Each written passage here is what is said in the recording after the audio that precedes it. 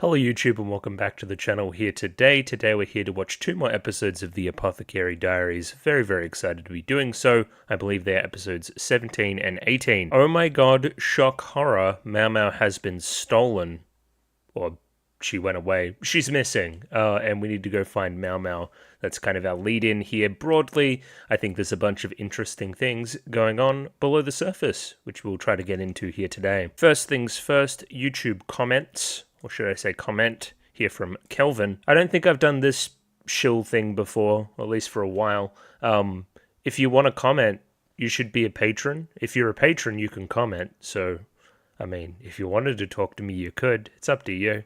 Again, that runs for all series on the channel. Just putting it out there, people might not know.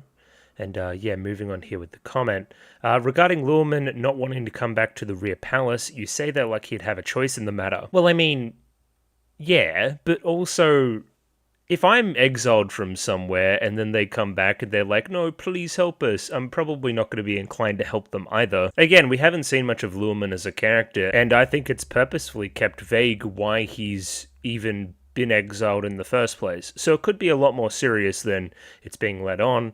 Therefore, again, him not wanting to help out could be justified. But again, I'm talking in circles because that did not happen. I just thought it was an okay line of thought, I think. But as a matter of fact, he's just very nice. We like nice people, they're good. Oh yeah, and I was seeking clarity on this as well, why he was expelled.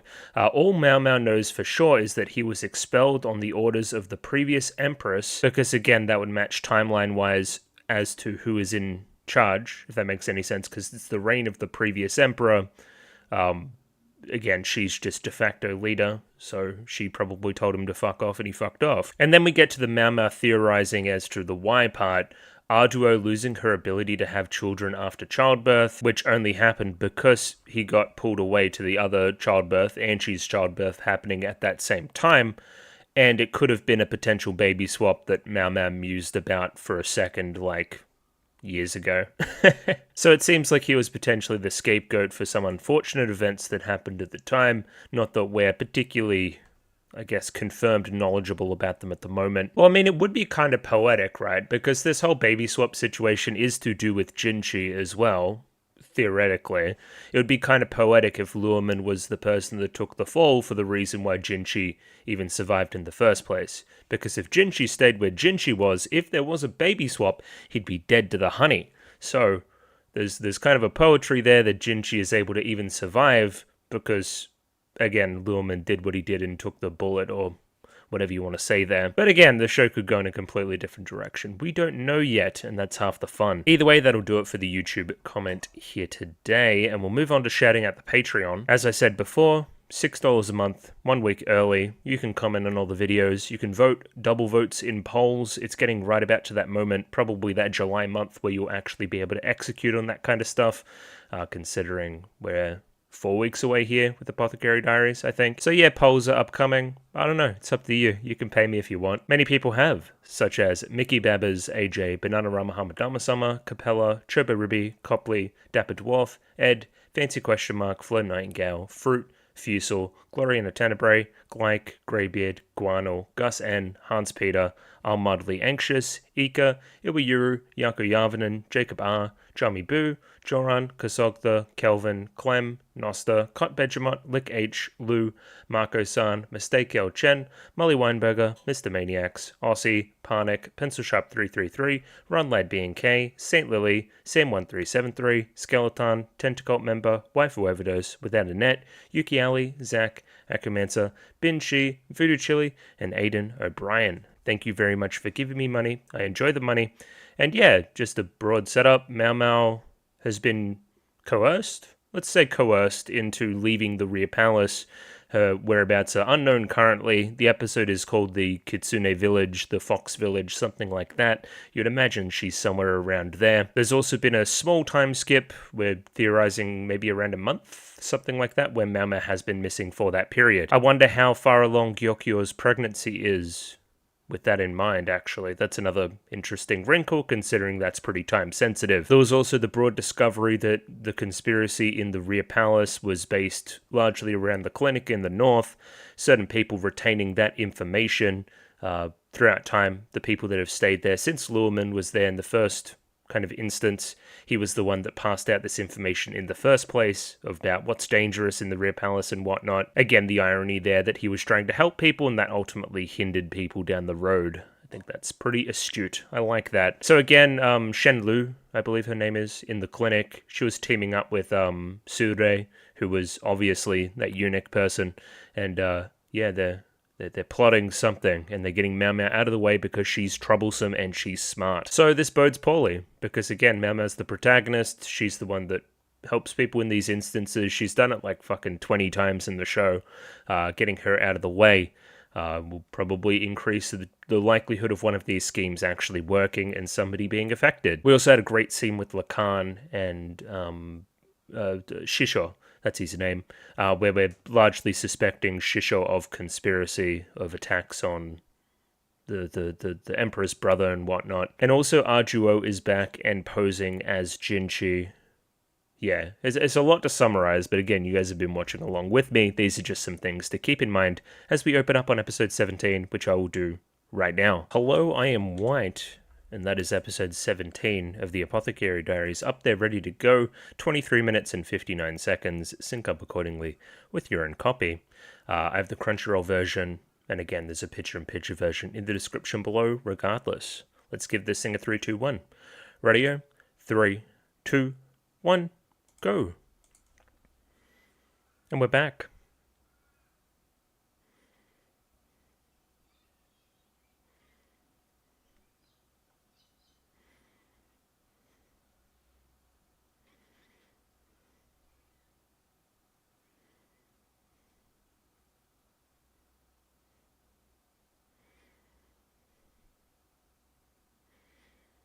Oh yeah, I want to be really smart. The cat's going to help find Mao Mao because of the little thing that the doctor had like last episode. Yeah. I'm smart. I'm switched on.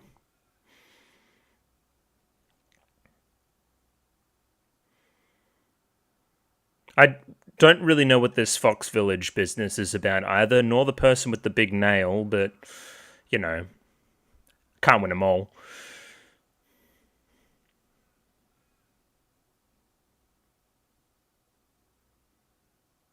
Mask has a lot of texture to it.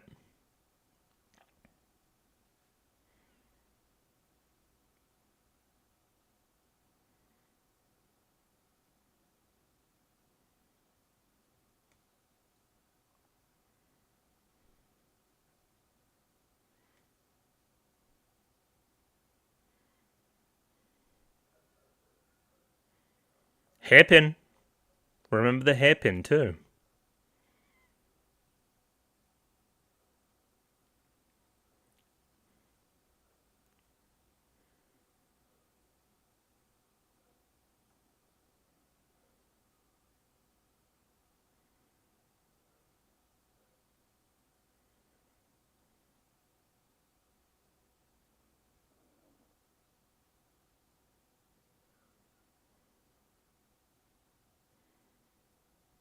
Okay.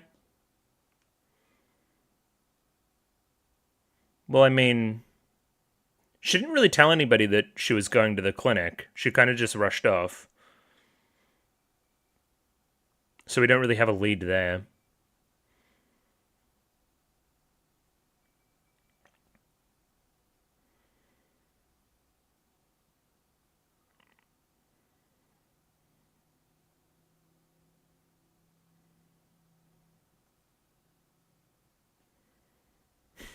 Did she incur someone's wrath?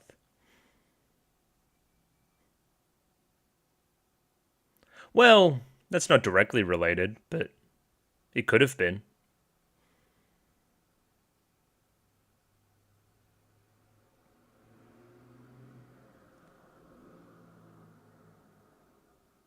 Taking someone with her. What would she do? Pocket sand, or how would Mao Mao fight?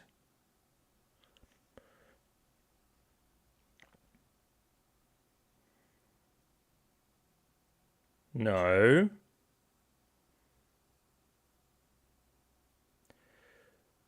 Correct.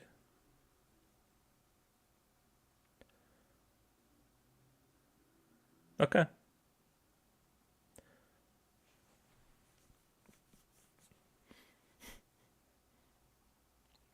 Again, that's what we know.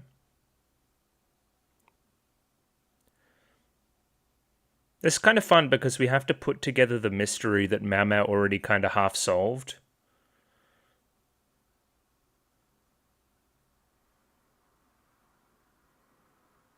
Ooh.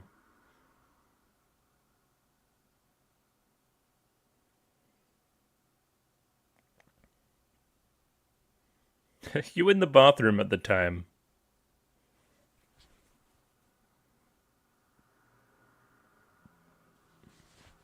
Okay. Chojo is smart, by the way. I don't know if that was obvious or not. I don't know. I'm patting myself on the back.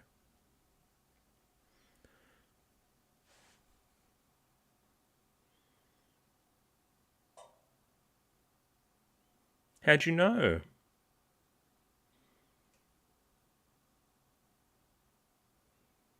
We had more than that in the flashback.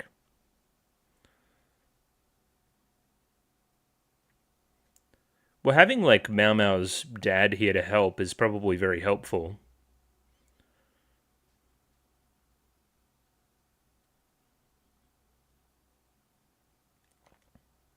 Okay, the gang is on the hunt.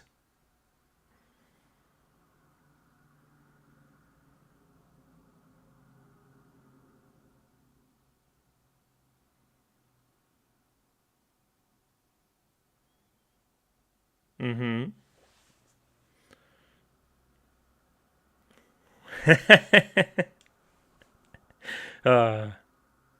Even Jinchi can smile at a time like this.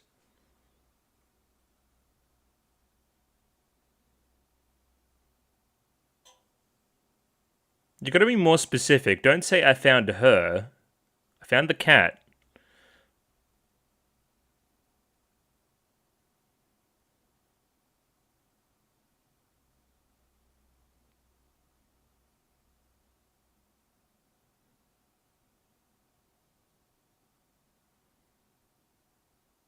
Ooh.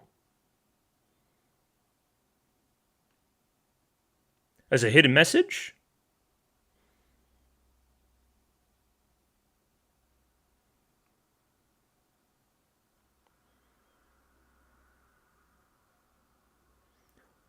Correct. But he has a large suspicion that there's a secret message. Well, you probably taught it to her, you bozo. Okay, what does it say? Yeah, we've done this previously in the show, I thought.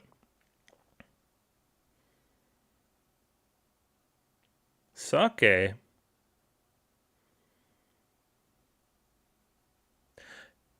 Yeah, but that was for the clinic. Well, what was it for? I forget what it was for, but it was fortuitous that she had it. Okay, silver vine. It's like catnip, is it?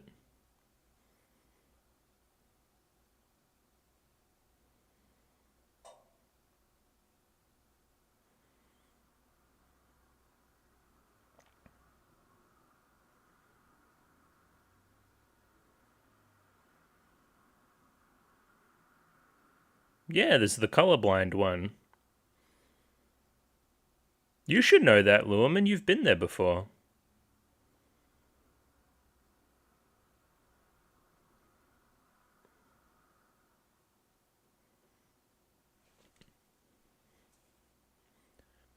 She was complying, so she's not in danger.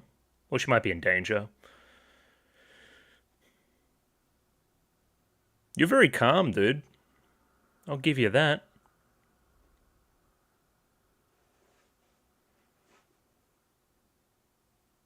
Huh?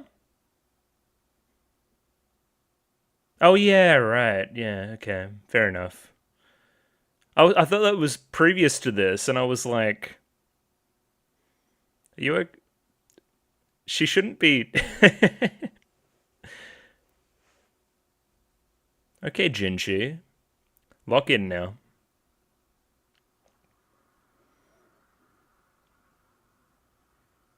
He seems pretty calm. He's a very zen kind of guy.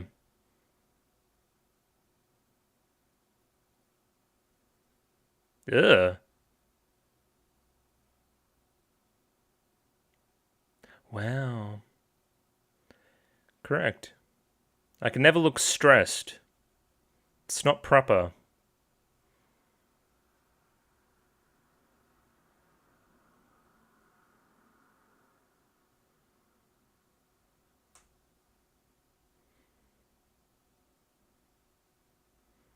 Tsubasa? Yo, Symphogear reference.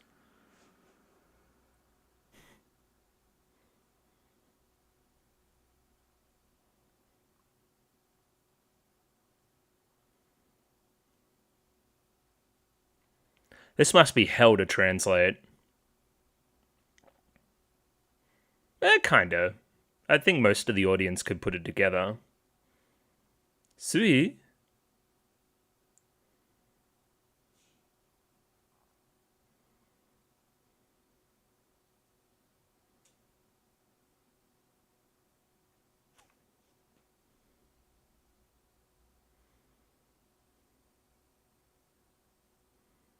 Shrine Shisui. Correct. That was where I thought we were going. Shalan.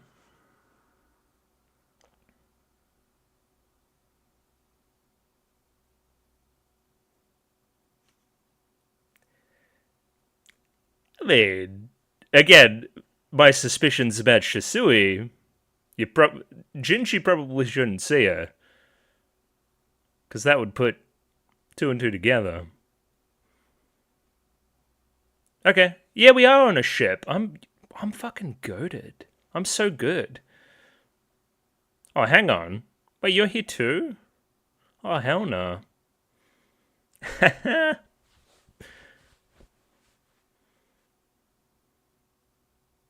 Hello. Thoughts? I don't know. We're just on a ship. Let's pass the time. Let's just have a chat.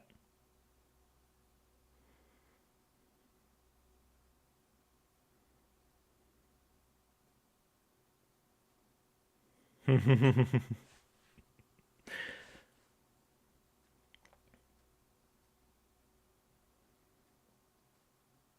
don't even look that sharp. It would probably hurt, though.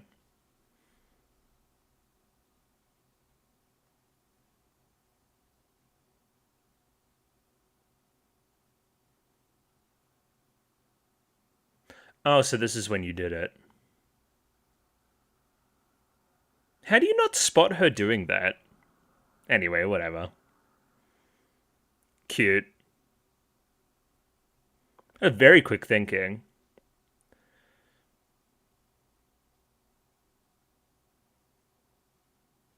Secret tunnel?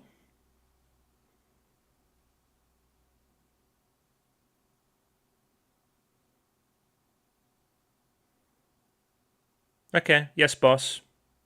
Right away, boss. Damn, we can't get smashed on the ship.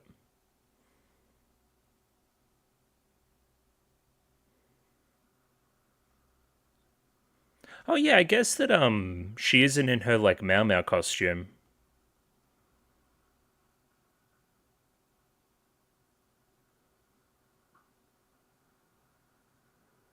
Okay, you two.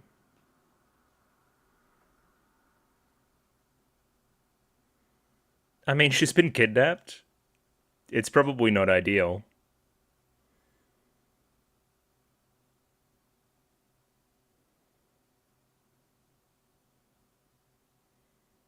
Okay, is Sure still watching you, or... I'm just watching these two girls sleep. Like some kind of creep.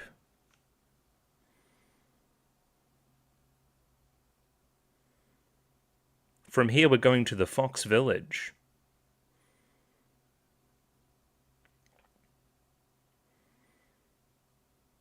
Were you guys blindfolded? Maybe? So you don't know where you are? Yeah, probably, because If Mau Mau could see, she would know where she is, I guess.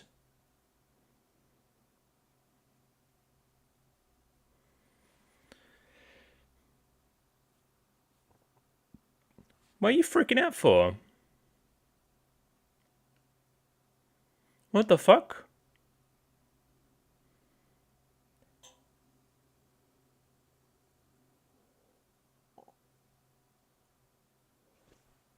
Yeah. You spotted it too. Dude, he's chill.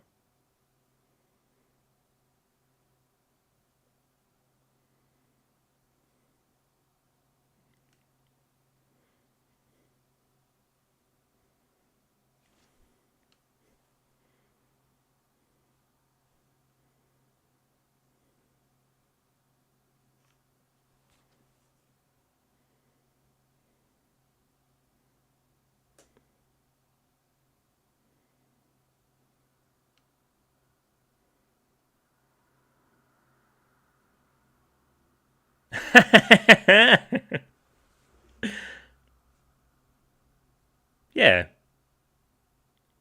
correct. Okay. Now, I suspected this as well.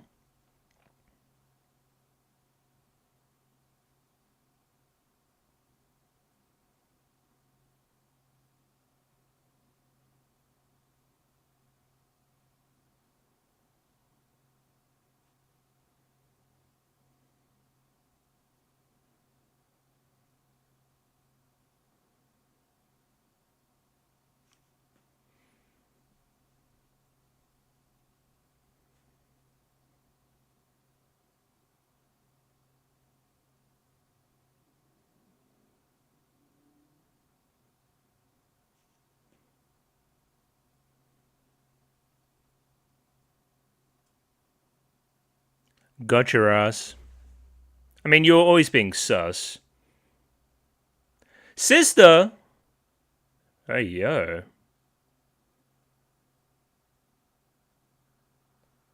Name? Okay, so we're kind of playing with that early in the episode too. What about the eyes? A little bit. There's still more to come there.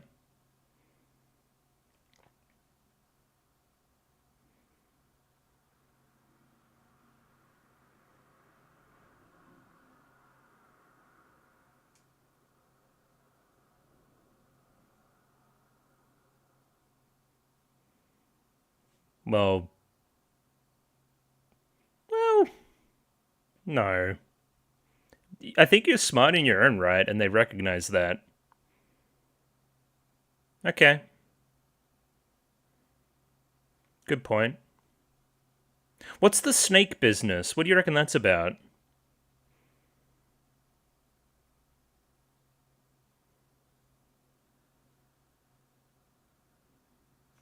Could she be? It's the eyes.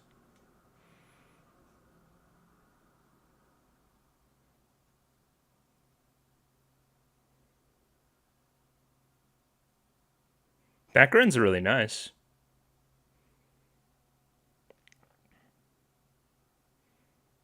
Is that some kind of fox village? Potentially. Drawbridge. A moat. A red flag.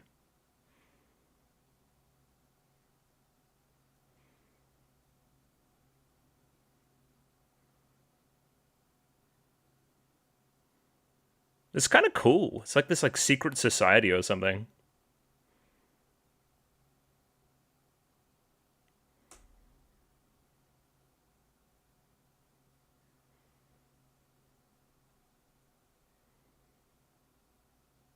Yeah, so that situation, that hostage situation last episode, it did feel really contrived. So I'm happy that they knew that it felt contrived.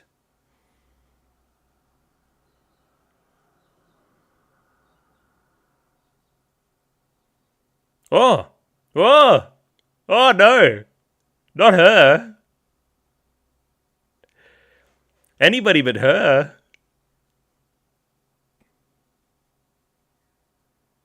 Who the fuck are you? I will kill you. You will die.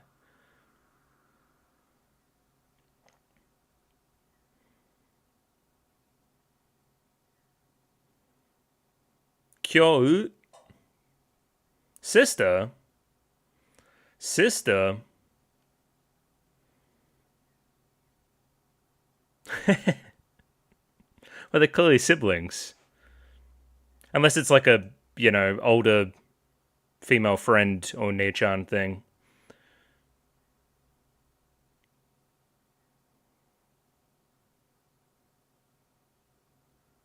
First of all,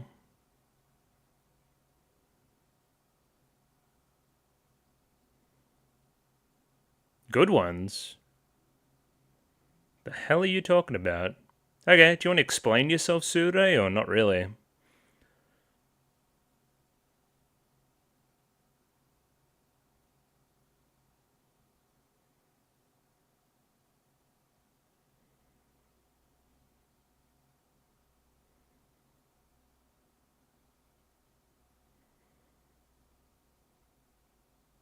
Oh, that's a good spot, Mau Mau. You're very smart.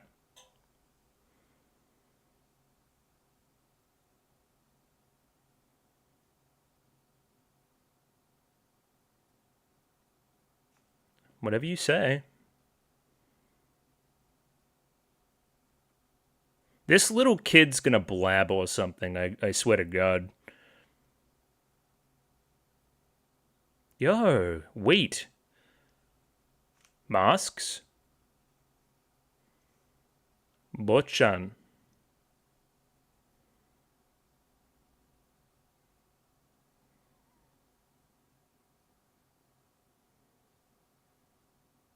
Lantern plants. I feel like I've seen those in the opening.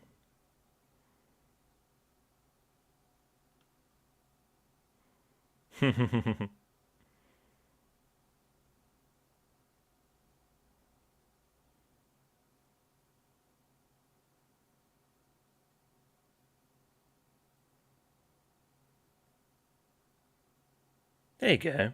That was nice. Some kind of small admission of fault.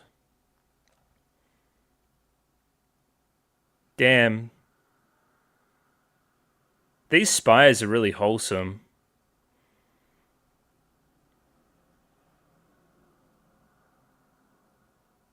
I don't know. How do you not know? It must have been a couple days, maybe?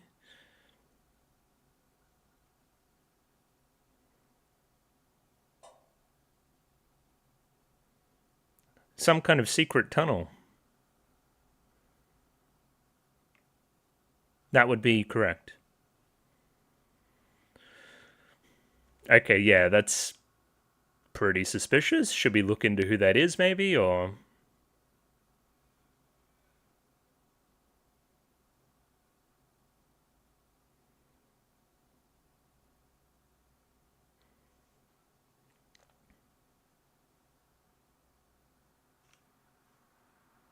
Oh, hell no. Well, I mean, that's a lead-in. Okay, I get to watch another one. Yeah, that's the whole idea. You get Mau Mau out of the way, then you target the concubines, the consorts, whatever you want to call them. Yeah, I mean, seems pretty obvious to me. Whoever this whole gang is, this Sure Shisui gang, that the envoy's also there, that Shisho is also suspicious, that they met up late at night. I think it may have to do with that whole side of things. I think it's all connected. I think I was putting it together pretty well. Yeah, I think they're now targeting, pregnant people, consorts. Fair enough. Yeah. So look at a chessboard. You move the dangerous piece away to create a path for yourself, or some other similar kind of metaphor there. Potentially some kind of shogi thing. Anyway, interested to still see how this whole family thing fits together. Mau Mau seems to think there's one final piece of the puzzle as to who Shisui could be. Queried the eyes in the past.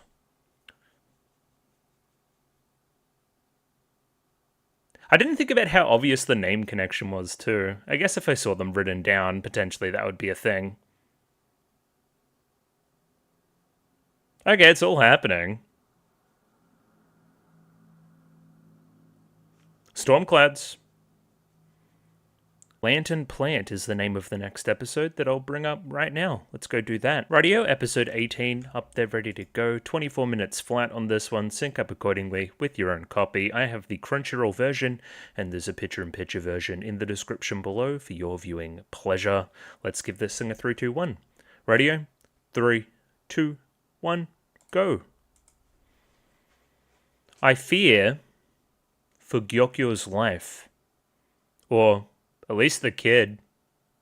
The unborn kid. I don't know how you would classify that. Likewise, Lifa, probably not great either. I'm guessing that Lao Lan's kid's just gonna be fine. Just completely fine.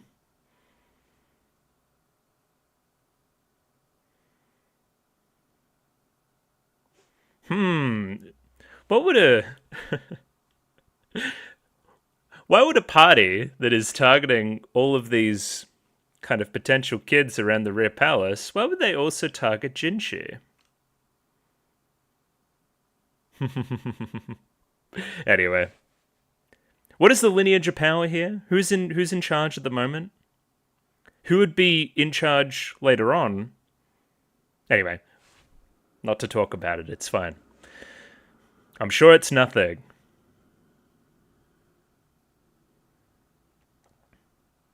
Mao Mao, it seems you've gotten yourself involved in some kind of conspiracy. But the conspirators seem kind of chill. They're having this festival or something, and I don't know, Shisui's at least likable. They're really threading that needle, huh? Of like, I mean, she was clearly suspicious, but she's very likable as well. Okay, let's see Gyokyo, please.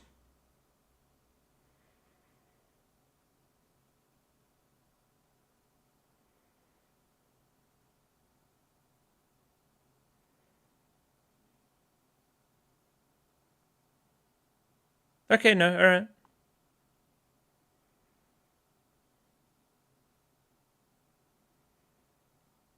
Some unsure on timing stuff, but is this before or after Lacan's meeting with Shisho? Probably before.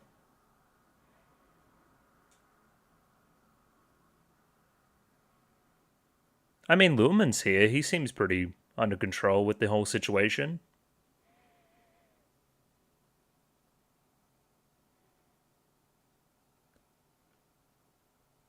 Oh. Oh, really? That was my next question. Are we going to have to cut her open? Okay, so 10 days isn't a month, which I think it was the previous episode, in episode 16 or whatever it was.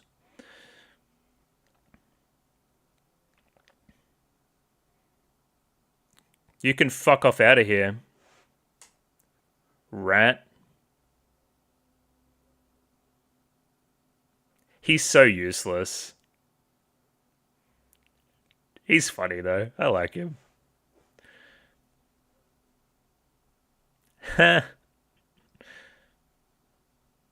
Okay.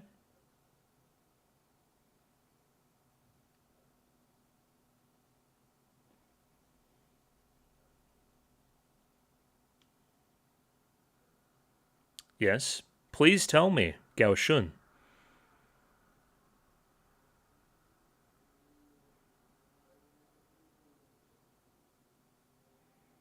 Mm-hmm.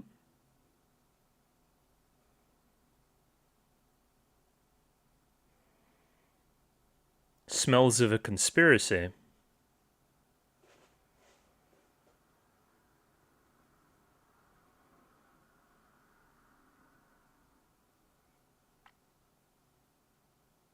Mr. Tian.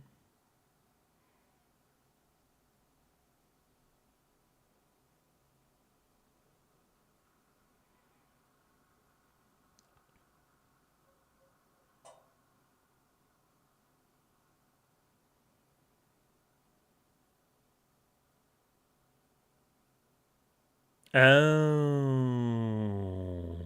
Okay, so that's what that was.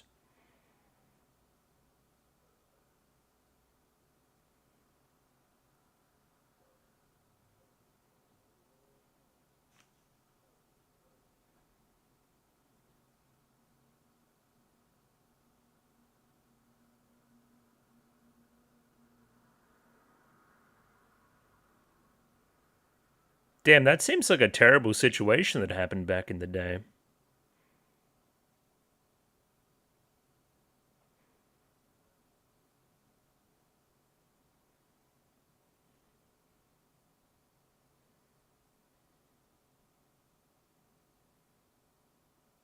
Stop her. She's important.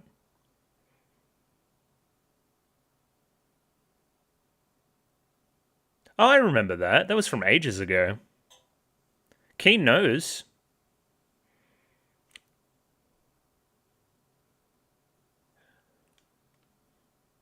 Nah, I mean, you got her ass.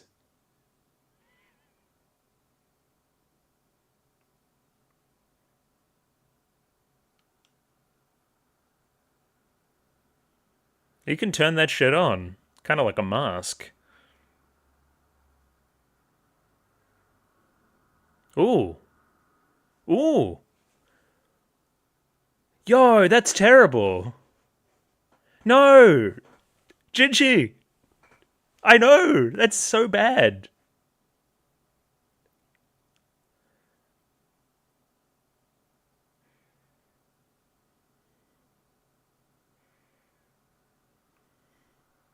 This guy's got to be stopped. Well, I mean, he has. He's dead. Mm-hmm.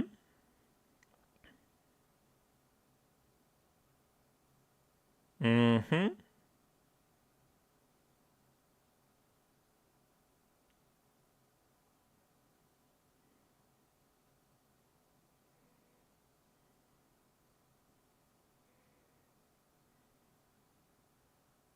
Well, yeah, he's not interested anymore.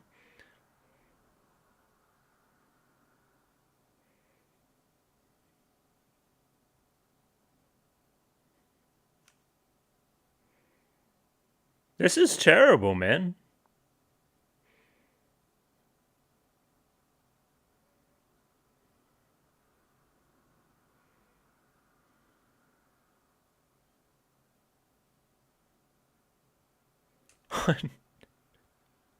They're playing defense.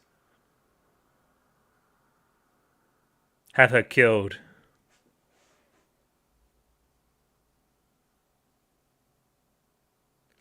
Oh, she's one step ahead.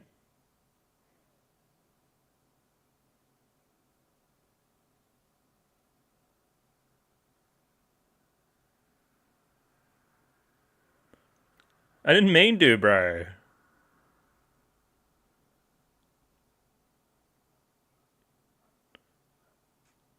This went from 0 to 100, for sure.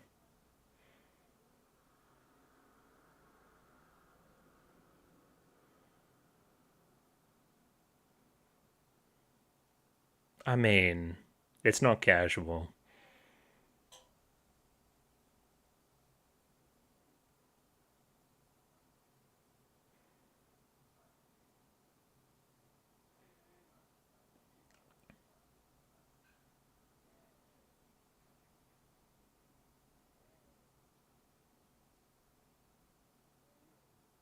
Well, it's not. It was more. I think she's involved in the conspiracy.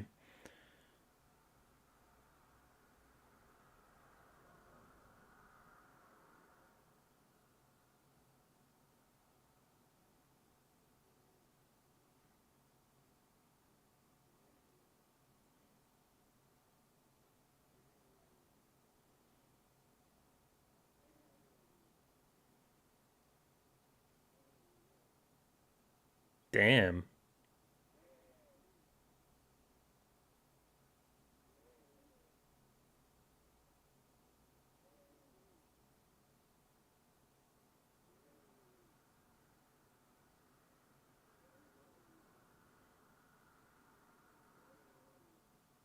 I don't know, man. It's been kind of a mystery. It's hard to say.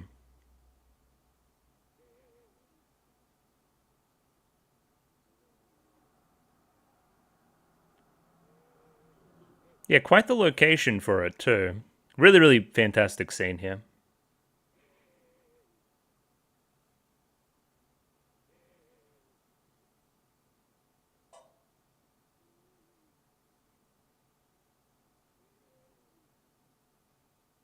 Now, do you know something about those plants, maybe?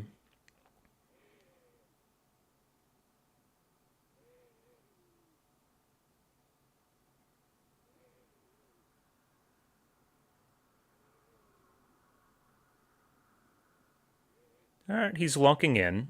Detective Jinshi.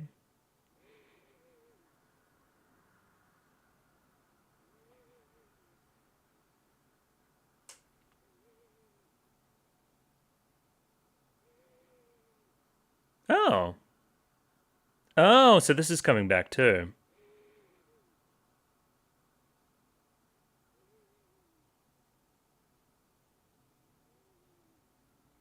Mm-hmm.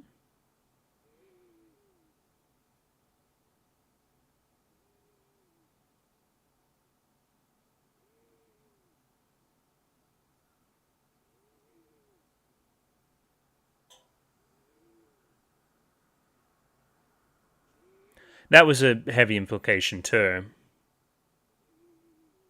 Okay, now Jinshi's working on his own personal knowledge there too.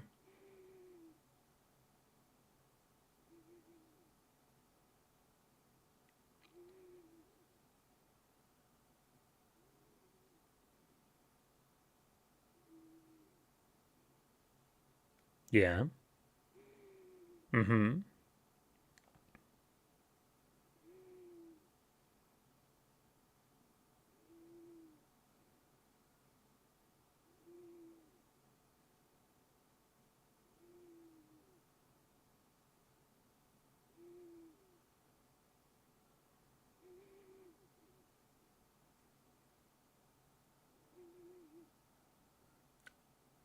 That or Shisho, but you can't really talk to him for political reasons. Are you going to work off of a hunch? That may or may not have happened in the show previously. Okay, I'm with you, Jinshi. Feathers.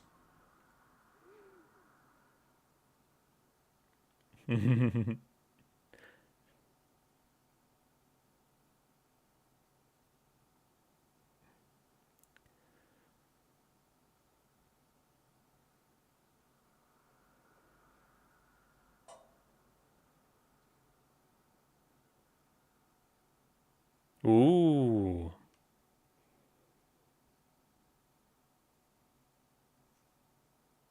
What is that?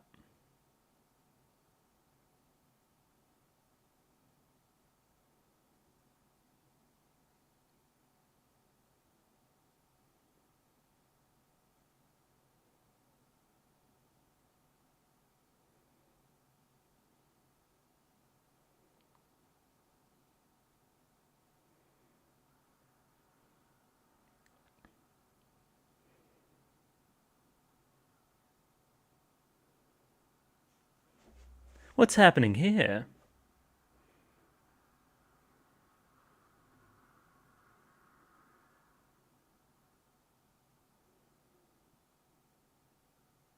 He got your ass. But where's Lao Lan then?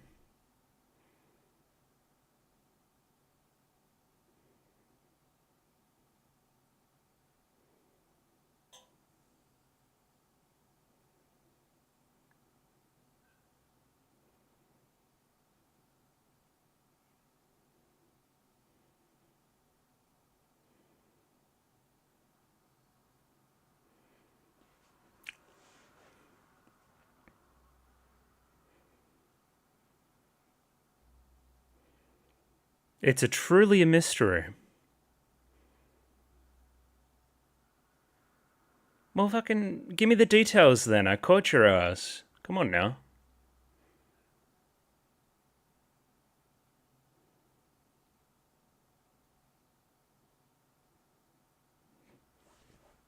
It's a really interesting scene too.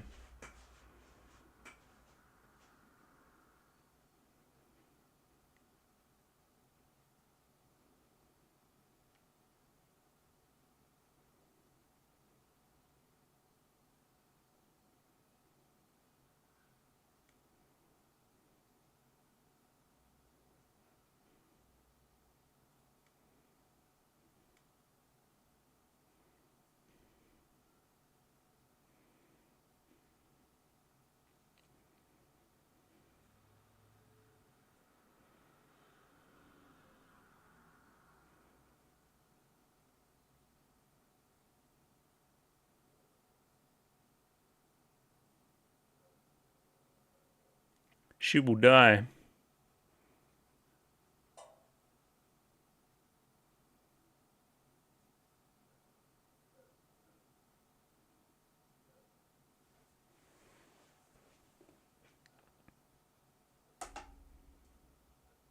Mm-hmm.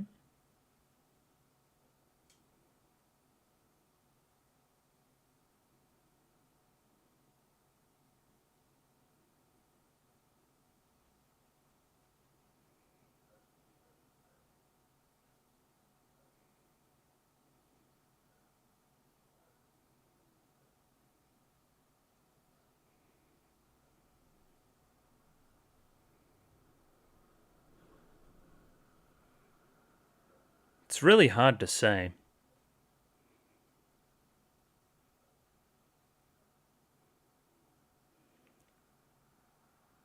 Wait, you didn't know? Oh, hell no.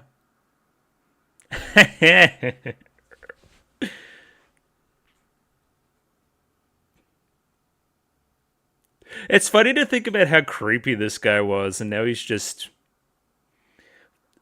He's like a Dragon Ball character now.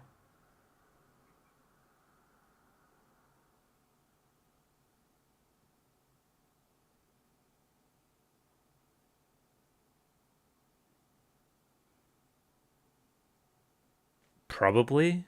They're related.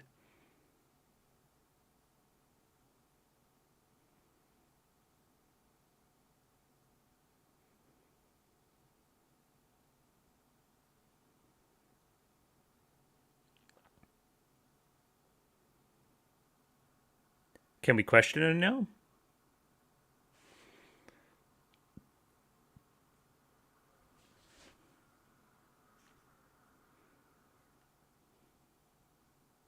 Rebellion.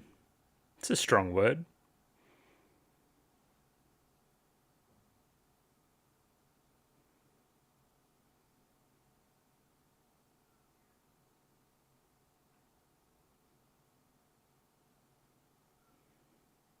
Some kind of festering resentment.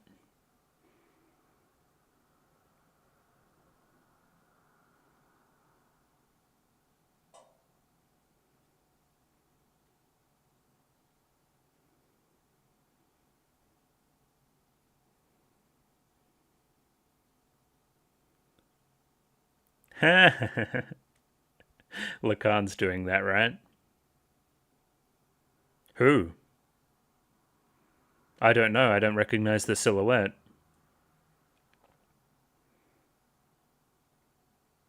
Oh, it's this little creep from the opening, is it?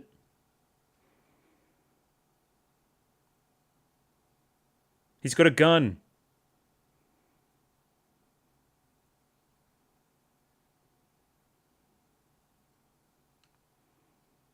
Khan Lahan.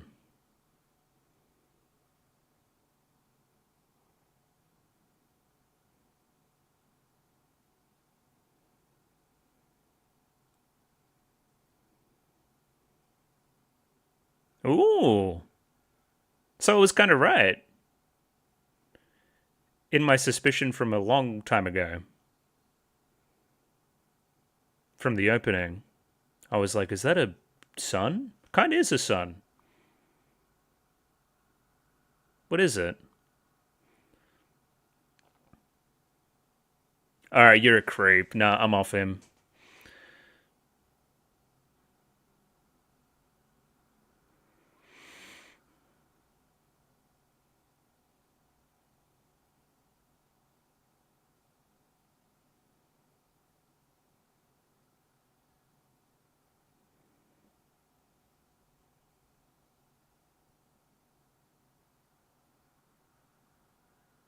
Grain?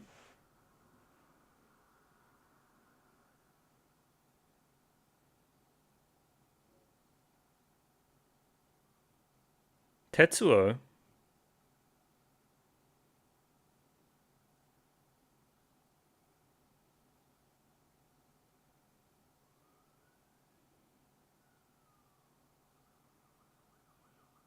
He's just like Lacan. I hate it. He just implies things.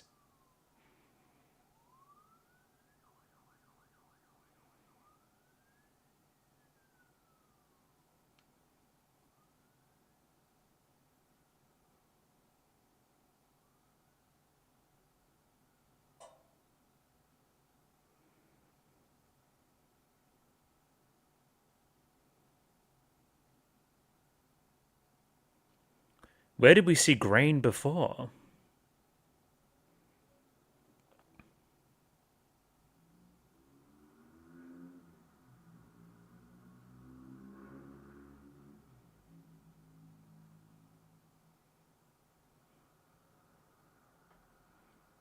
Okay, you weirdo. You do your thing.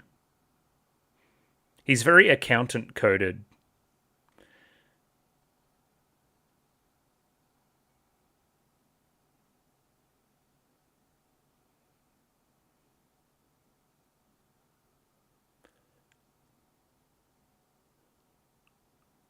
Sweaty palms.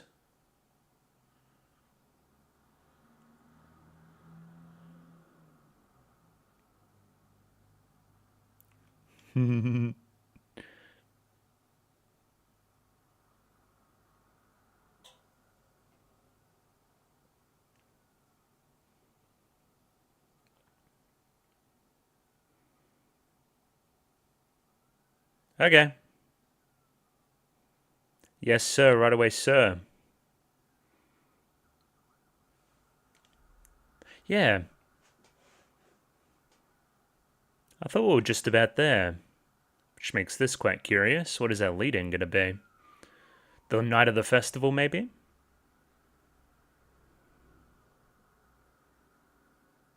And a mask of sorts.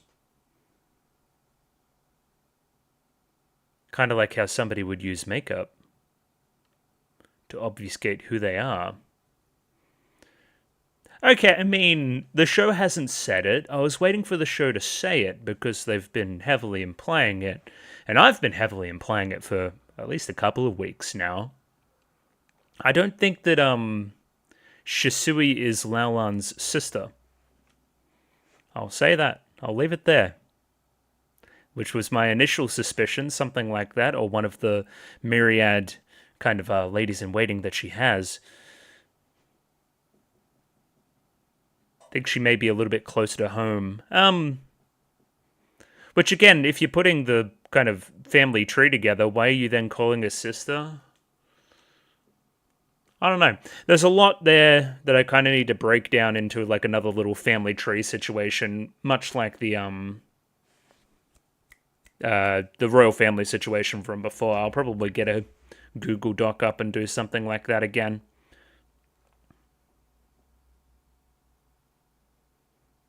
But yeah, the stuff with the grain connection to the iron is obviously connecting somebody that has a large amount of grain or a family there to the Fafa, right? Which happened on Shisho's land as well. You've seen how it's all coming together, right? We need the full picture, though. The night of the festival, true. It's kind of creepy. And yeah, I'll come back shortly for some analysis on those two episodes. Very, very interesting. And we're back, and I've now put together a few notes. They're a bit scattershot, so I'll work my way through them as I can. Yeah, extremely interesting set of two episodes. Again, kind of continuing on the hot streak from episode 16. This is some of the best stuff in the show. It is all of the setup that has come before it in the rest of the season, coming to the fore in the here and now. I'm going to kind of stop my praise there and wait for it to be finally executed for me to glaze all the machinations there in the background, because we're still in the middle of kind of everything being revealed and whatnot. Just, yeah, I feel like this is where the show succeeds the most in its plotting, in its writing, in the payoff, in the setup and the payoff there within. It's all just fantastic. It's really, really, really damn watchable. Probably the next best thing about the show would be the characters, which I think is shining in these 2 episodes as well. It also has a great penchant for a really, really impactful and powerful scene. Really love that Shen Lu scene in the graveyard near the graves there. Anyway, I should explain my notes because I have them up here. So, starting here, we have a character that is yet to be introduced. That is the Emperor's former consort, or the former Emperor's former consort. One of the former Emperor's former consorts. Right.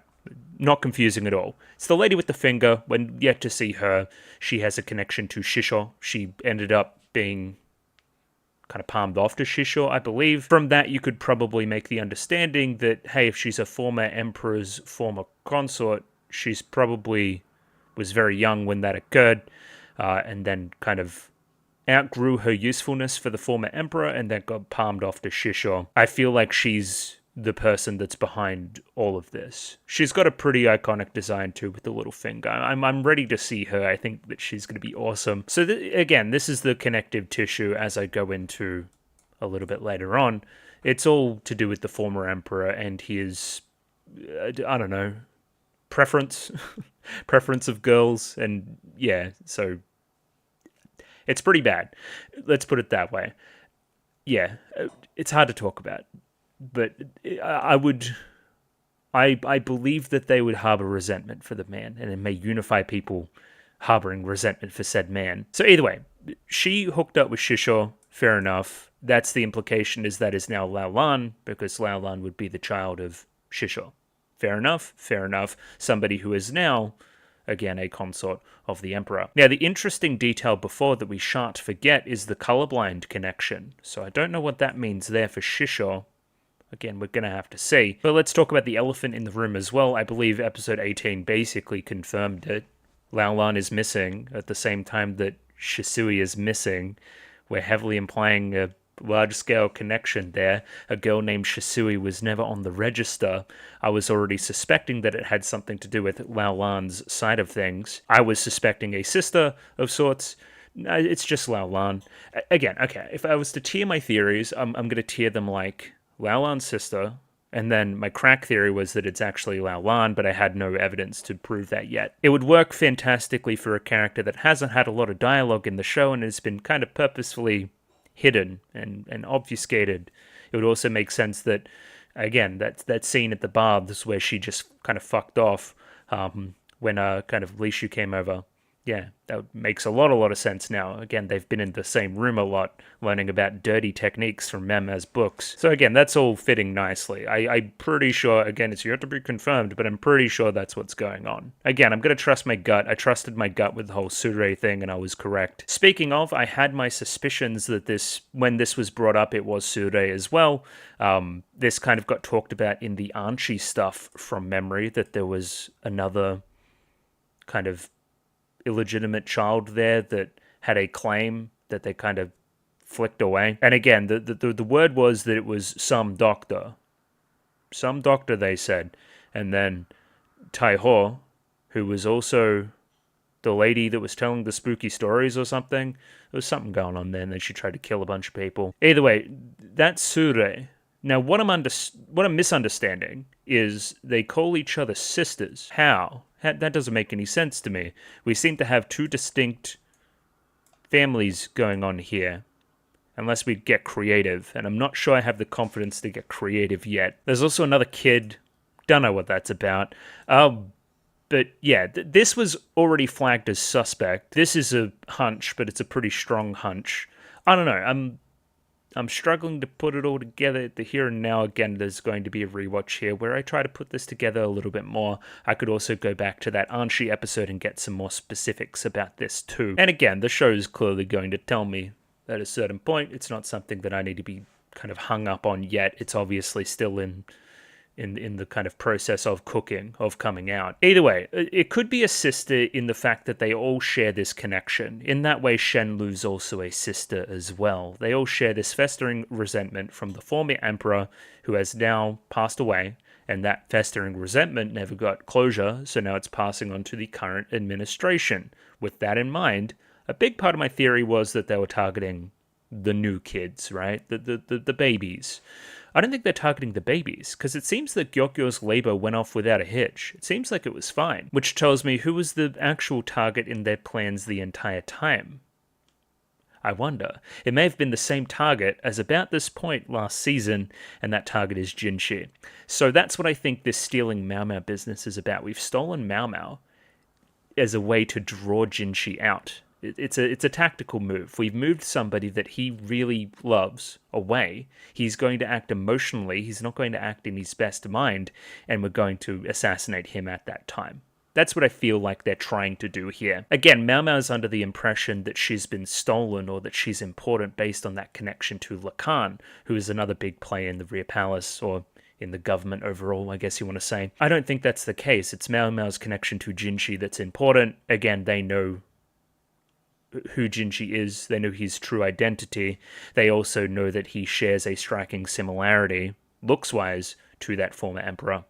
Again, it's the same thing that happened to Shenlu. They have this, trauma, and whenever they see him, they see the guy that fucked them over. Yeah, literally sometimes too. Anyway, point being, Jinshi's the target. That's where all of this is going. There's still a few questions overall. Where does the Shisho foreign envoy story impact this? Clearly the foreign envoys are at this location where kind of Sure is and where Shisui is and all that kind of stuff.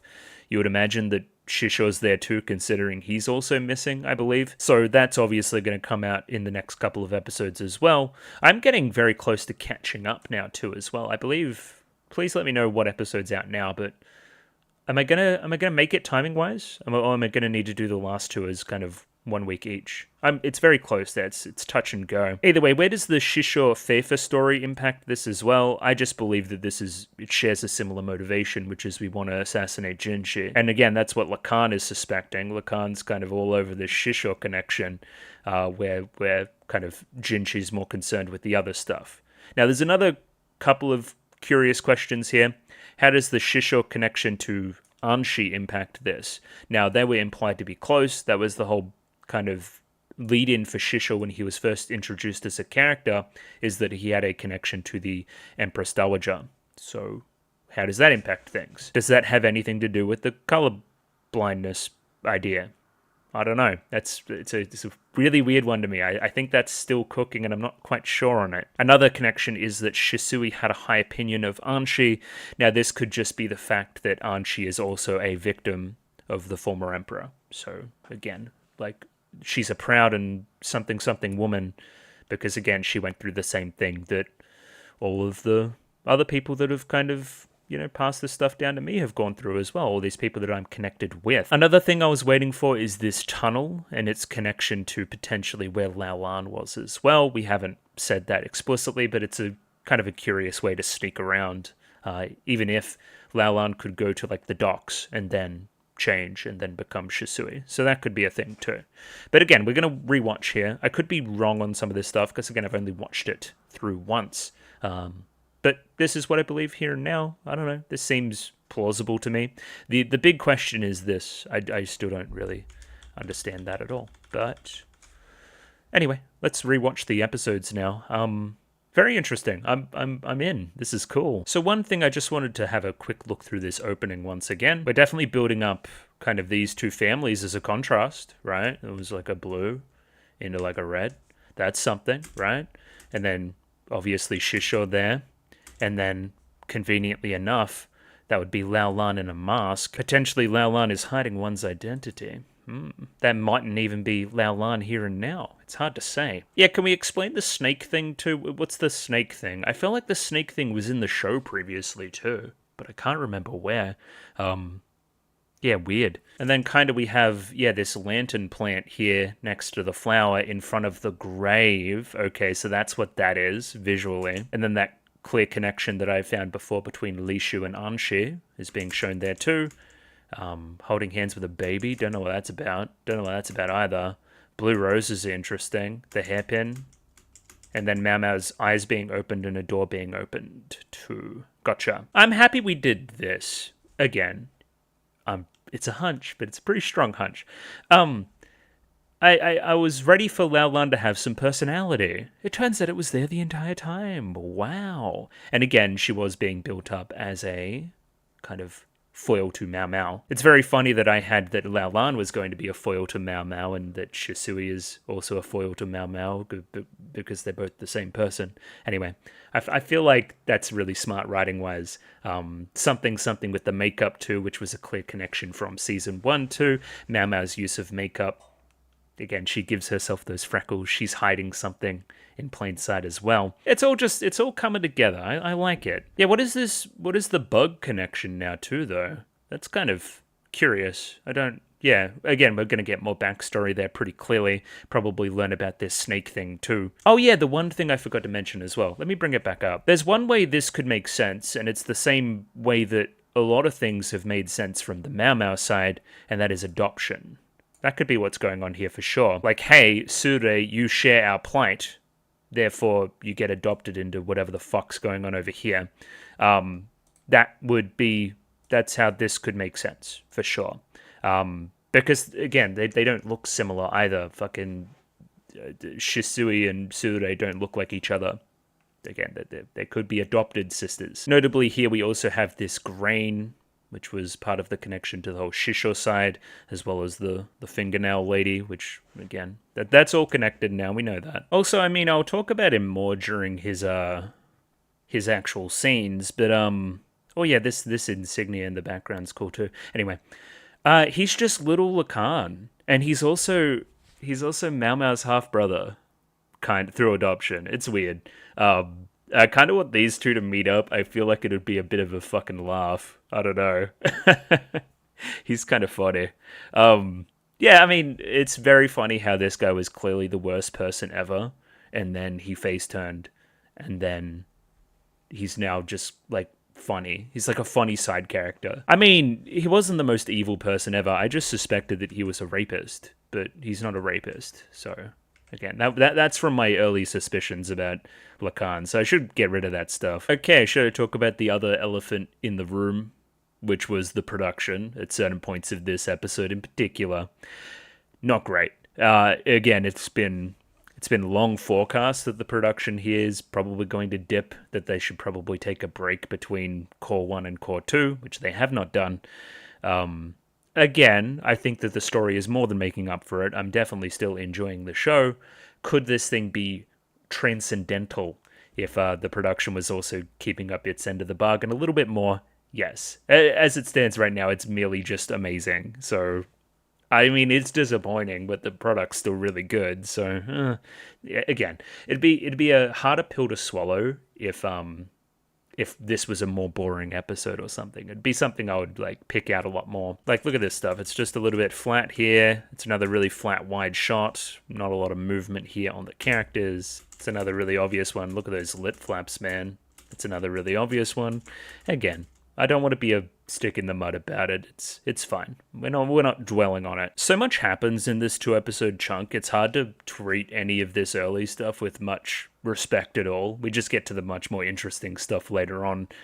It's kind of just like, where's Mao Mao? Oh, she was here. She was potentially here. And now we're trying to track down where she was. I guess the important part here is Jinshi and his crush on Mao Mao, how it's impacting him and how he has to flip-flop between his Jinshi persona and his real persona.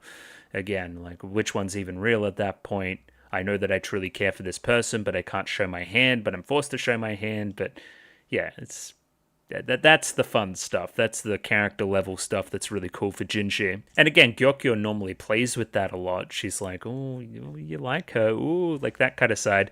But it's obviously not fun at all when it's, you know, there's actual danger afoot. What we need to do is also contrast Jinshi's reaction with Luhrmann's here, right? Who is actually her father. Like, actually has that concrete connection with her, has raised her since she was a child. He's keeping very calm about the whole thing, and was even pretty calm when she was missing for an entire year when she was, first stolen away and put into the rear palace. I just think it's a clash of personalities here. Jinchi's one to get worked up and anxious and stuff, right? He's very emotional, where Luhrmann here is very much like zen about the whole thing, control the controllables, all that kind of thing. Much like a Mao Mao, or how Mao Mao would try to be in such a situation. Yeah, intriguing. Gao Shun's obviously a steady hand here as well. He can sense Jinchi getting more and more worked up. Hey dude, calm down. You're not supposed to show this, even if... I know how you're feeling. You're not supposed to show this physically. But also just calm down and think about it too. Don't get worked up. It's twofold. It's don't show your hand, and it's, hey, my friend that I've known since he was very young as well, calm down. Yeah, it's good stuff. I feel like this was pretty well telegraphed, that there would be some kind of connection between Mao Mao and the little... It was called Silver something. The thing that Mao Mao the cat was pretty obsessed with in episode 16. I'm happy that came through and was an actual thing that we used. It's also something that Mao Mao thought of on the fly, which shows her ingenuity and strength. It's also something that she knew that Luhrmann would also know, which means that she can use it to hide information and to help them to track her down. It's good stuff. Again, setup, payoff, some of the stuff that the show is really, really good at. Just pausing here to shout out Gao Shun meowing at the cat. I think that's adorable. I like this man. I think this man is one of my favorite characters, and seeing him meow is quite endearing. Again, at this point, they don't know why they're looking for the cat either instead of the girl, so... It's really fun. It's a good bit of levity in the middle of things. Even Jinchi can see the humor in it at this darkest of times. Now again, is this almost inhumanly quick thinking from Mao Mao that she's in the middle of a hostage situation where she's being taken and she has the time to think about it and then write a little message on, the piece of paper and write it in invisible ink and know that her father will also figure that out? Maybe, but it's also, I don't know, it's anime, shut up, it's cool. It's nothing that Sure hasn't ass-pulled either. They're both just extremely brilliant. Again, the setup and the payoff of the alcohol being used here is also quite good. And yes, the use of the silver vine, fantastic as well. I believe, again, correct me if I'm wrong, I believe we used an invisible ink type situation previously in the show, potentially in season 1, so it's fun that that's coming back too. So the two characters that Mao Mao writes down are Shrine and something that we can't quite read that kind of has a Sue type character in it or something. Again, I bet this shit would hit crazy if you could actually read the language. The Shrine is clearly where that hidden passage is, right? Is it? No, that would be so close to that though. I don't know what Shrine is in that context. I guess I'll keep watching. Again, I just thought Shrine on the north side and thought the colorblind joint, but no, it wasn't. Again, Shrine and Temple may be a different thing. So Shrine versus the colorblind joint, which may be something else. I don't know. It's hard to say because, again, Luhrmann's line here would confuse me in that regard because it's implied that he would go around there quite a bit. So again, it must be that shed where the tunnel was or whatever. Another really specific thing that Luhrmann does here is doesn't act on anything or any hunches until he has all the information. Again, a trait that he has passed down to Mao Mao. So again, for all intents and purposes, the implication is that his daughter has been stolen. But he does not know that for sure, so it's no use in worrying in the here and now. All we can do is try to find out more information and investigate. Again, it's such a zen way to live, but I don't know which is better between him not panicking and Jinchi panicking. I don't... Ultimately, again, you're so closed off by that. And is that a way to live? I don't know, there's a poetry in it, but also I feel like it's kind of sad as well. You're not feeling it as much as everybody else. It's very calculated. Really underrated moment in the episode here is Gao Shun calling out Jinchi because he's pacing and looking quite stressed. That shot notwithstanding. Again, part of his function here is to still be the control measure over the rear palace, blah, blah, blah, blah, blah. Do his Jinchi the eunuch type persona. He can't reveal his hand. He can't reveal how stressed he actually is. He must keep up the allure, kind of breaking out of that stride into a small pace, giving them a small kind of casual head nod. Nice little look there. I think the age of the characters here is quite pointed as well. I must behave like a noble. Right now I must track down Mao Mao as Jinchi the eunuch, as opposed to Jinchi, the person that's in love with Mao Mao. I don't know, all of this could be talking to the reason why Jinshi is even in the rear palace in the first place, hiding out and being this control measure, it's because we have an example from the past where it worked, kind of. Again, we've seen the former emperor's good looks, so to say, and how they worked. And now we're trying to like weaponize that in a way. There's a real cynical edge to what they're doing with Jinshi, considering how similar he looked to the former emperor. Yeah. Like, there's something in that. I'm not quite sure how to quantify it, but again, we'll get into the reason why Jinshi's doing Jinshi things at a later date, I'm sure. Now, this is a really fun connection too. We have Sekyu here, who recognizes this character as potentially part of the name Shisui, right? Recognizes the Su portion. It shares a similarity to Jade, which is also probably metaphorically, we should consider it, considering where we are. Point being, Sekyu wouldn't have this information if she didn't go out and chill with that crew as well and become kind of their friend, kind of that fourth of that group. And again, this wouldn't send Jinshi on the path that Jinshi is on. Sekyu wouldn't have that information if she didn't go along to the baths. It's all, again, set up, payoff. Certain characters were in the right places at the right time to learn certain things that become important. It's very cool. So now where I thought we were going with the Su connection was Sure, right? Which would then put you on a path. As it turns out, we kind of were at the same time as well, because that connection for the Su part would be the same part that is in Sure that is also in Shisui. Make any sense? Yeah, like, because again, I picked like a bad, like, hidden name, kind of, that was also too similar to the other name. I don't know, again, I bet this shit hits crazy if you're Japanese. For me, I was just like, I don't know, maybe the names just share 3 letters, I guess. That doesn't mean they're connected. As it turns out, it did, because like it was hiding in plain sight. It's kind of cool. Leaving the rear palace, Jinshi has that name now, Shisui, and it's one of the leads that he's taking on in finding Mao Mao. At that point, we also pan over to Mao Mao, who is in the kind of, I don't know, what'd you call it? The part of the ship. She's under the ship. This kind of stuff's really, really funny now. I wonder where we're going. Oh, I'm so scared. Oh, it's like, oh, no, you're in on the conspiracy, buddy. And I am going to say that I called that part. I said, I'm just a watch that she appeared just at the right time to coerce Mao Mao to come along. Now, this is very interesting too. Now, knowing what we know, there is a clear connection between Sure and Shisui. This look here from Sure may be something akin to jealousy now as well, that Mao Mao is sitting next to, like, my sister, essentially, right? And, like, they're, you know, right up next to each other, blah, blah, blah, blah, blah. Seems to be a pretty strong connection there between these two. Yeah, that seems really, I don't know, that seems really fun to me. Because it seems like these two specifically don't have beef. Like, Sure and Mao Mao, there's a begrudging respect there that I've talked about. But also just on a personal level, they seem kind of similar. They're very short, they're very smart, they can put things together very quickly. The only reason you don't like her is because of how close she is to Jinshi. And that she's kind of in your way and helping to thwart your plan, I guess. Yeah, I don't know. In another life, they could be friends, I guess, which is kind of poetic. This is another really fun element. Again, the Shisui being threatened element and being coerced because of that, that's definitely a take. I also definitely wasn't won over by the offer of the resurrection potion. The thing that could bring people back from the dead, that wasn't the thing that caused me to go along. There's like, you know, this white whale of an apothecary type thing. That definitely wasn't the motivation. It was to help my friend. And yeah, struggling to reconcile that in your own brain. It's all great. Mao Mao's already putting things together here at this point as well. This is close to the place where I first met Shisui. It's because she popped out of here the same time that the cat did. Yeah, it was all kind of cynical in that regard. Up in the north, it's all connected. Overgrown, easy to hide, all that kind of side of it. Potentially this location has festered over time and has been left in disarray.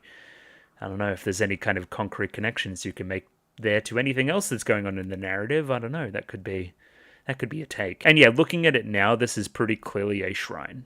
For sure. Yeah, a dilapidated shrine, but still a shrine regardless, and a place where we're hiding a secret passage. Here at this time is also when Mao Mao just hid her little secret message too. Ignore her face, she just sometimes looks like that. Yeah, The production, man. Anyway, we're dropping it. So yeah, this is just a passage out of the rear palace. It then goes to a carriage. Then we'll go to the docks. And the idea is that you guys are villagers that have been sold off. That is the alibi. The entire time she's holding that lantern, obviously there's that lantern connection to whatever this lantern plant is that probably has a more concrete connection as we move into the festival itself as well. That was also the thing that was reflected in Surei's eye there before as well. So it's all coming together a little bit. The only thing they allowed me to keep was my hair stick, the hairpin that Jinshi gave me, which I'm sure is going to come back at a time and be a big impactful moment whereby she wants to hear about the true story behind Jinshi and stuff. Yeah, I don't know, and then these two kind of sleep together for a bit. It's kind of wholesome. It's cool. Now, what is Shisui feeling here, I guess? Yeah, because she seems really down and really concerned about Mao Mao. And I think that's pretty clearly somewhere where we're going with the plotting, is that clearly Shisui likes Mao Mao. There's a friendship there. They've bonded over time. There's a connection, even if it was built on false pretenses. Am I going to continue to obey the, I guess, conspiracy that we're building up? The plan? Are we going to follow the plan that has been put in motion whereby I am a part of it? Or am I going to, stick out for my friend Mao Mao? It's probably somewhere where we're going with her character, you would imagine. Because I like to read this as genuine concern here. I'm sorry that I have to do this to you, Mao Mao, is the tone, I guess. This is another interesting detail. It felt like when we were on the ship, which felt like it was on a river, it felt like we were going north. But this forest is warm and humid, so what gives? Now, Shisho's land was to the north, wasn't it? I thought that it was. Anyway, the warm connection's the thing that's kind of pulling me back there. Why is it so warm here then? Anyway, odd. I'm guessing if you know the geography of China, maybe you know a little bit more here. So Mama is very quickly on the lookout for like ingredients because she's in a forest and she's like that. At that same moment, we hear a rustling in the bushes that could be a snake, something that Surei is very scared of. I don't know why, but she is. It's the first time we've seen her show anything resembling fear. Other than that, she seemed kind of impenetrable. At that same moment, there was something really curious that happened, which was that Shisui moved over to that side. Again, almost like that kind of sidewalk technique, putting yourself between kind of the cars and the person that you're escorting. Yeah, again, this shows that this person is concerned for this person.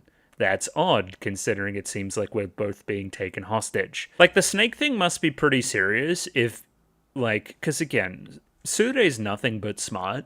If she's at a position where she's unable to control her emotions and causes Shisui to help out, that must be pretty serious. And I don't know, it feels really like a really bad miscalculation on their part, but again, only because I know how much she doesn't like snakes. It's very significant is the point. And I know snakes aren't bugs, but maybe that talks to your connection to the forest and the bugs and all that kind of stuff as well, because you seemed very calm around the snake and you just kind of picked it up and moved it away and then moved to calming down your sister. This is also a significant moment because it's the moment that Mao Mao's hunch about Shisui turns into something that she can act upon. Again, something that we talked about previous in the episode with Luhrmann, right? Not acting until you have almost concrete information that something is the case. Now again, I've suspected Shisui for a long time. I thought her eyes were striking. They reminded me of somebody.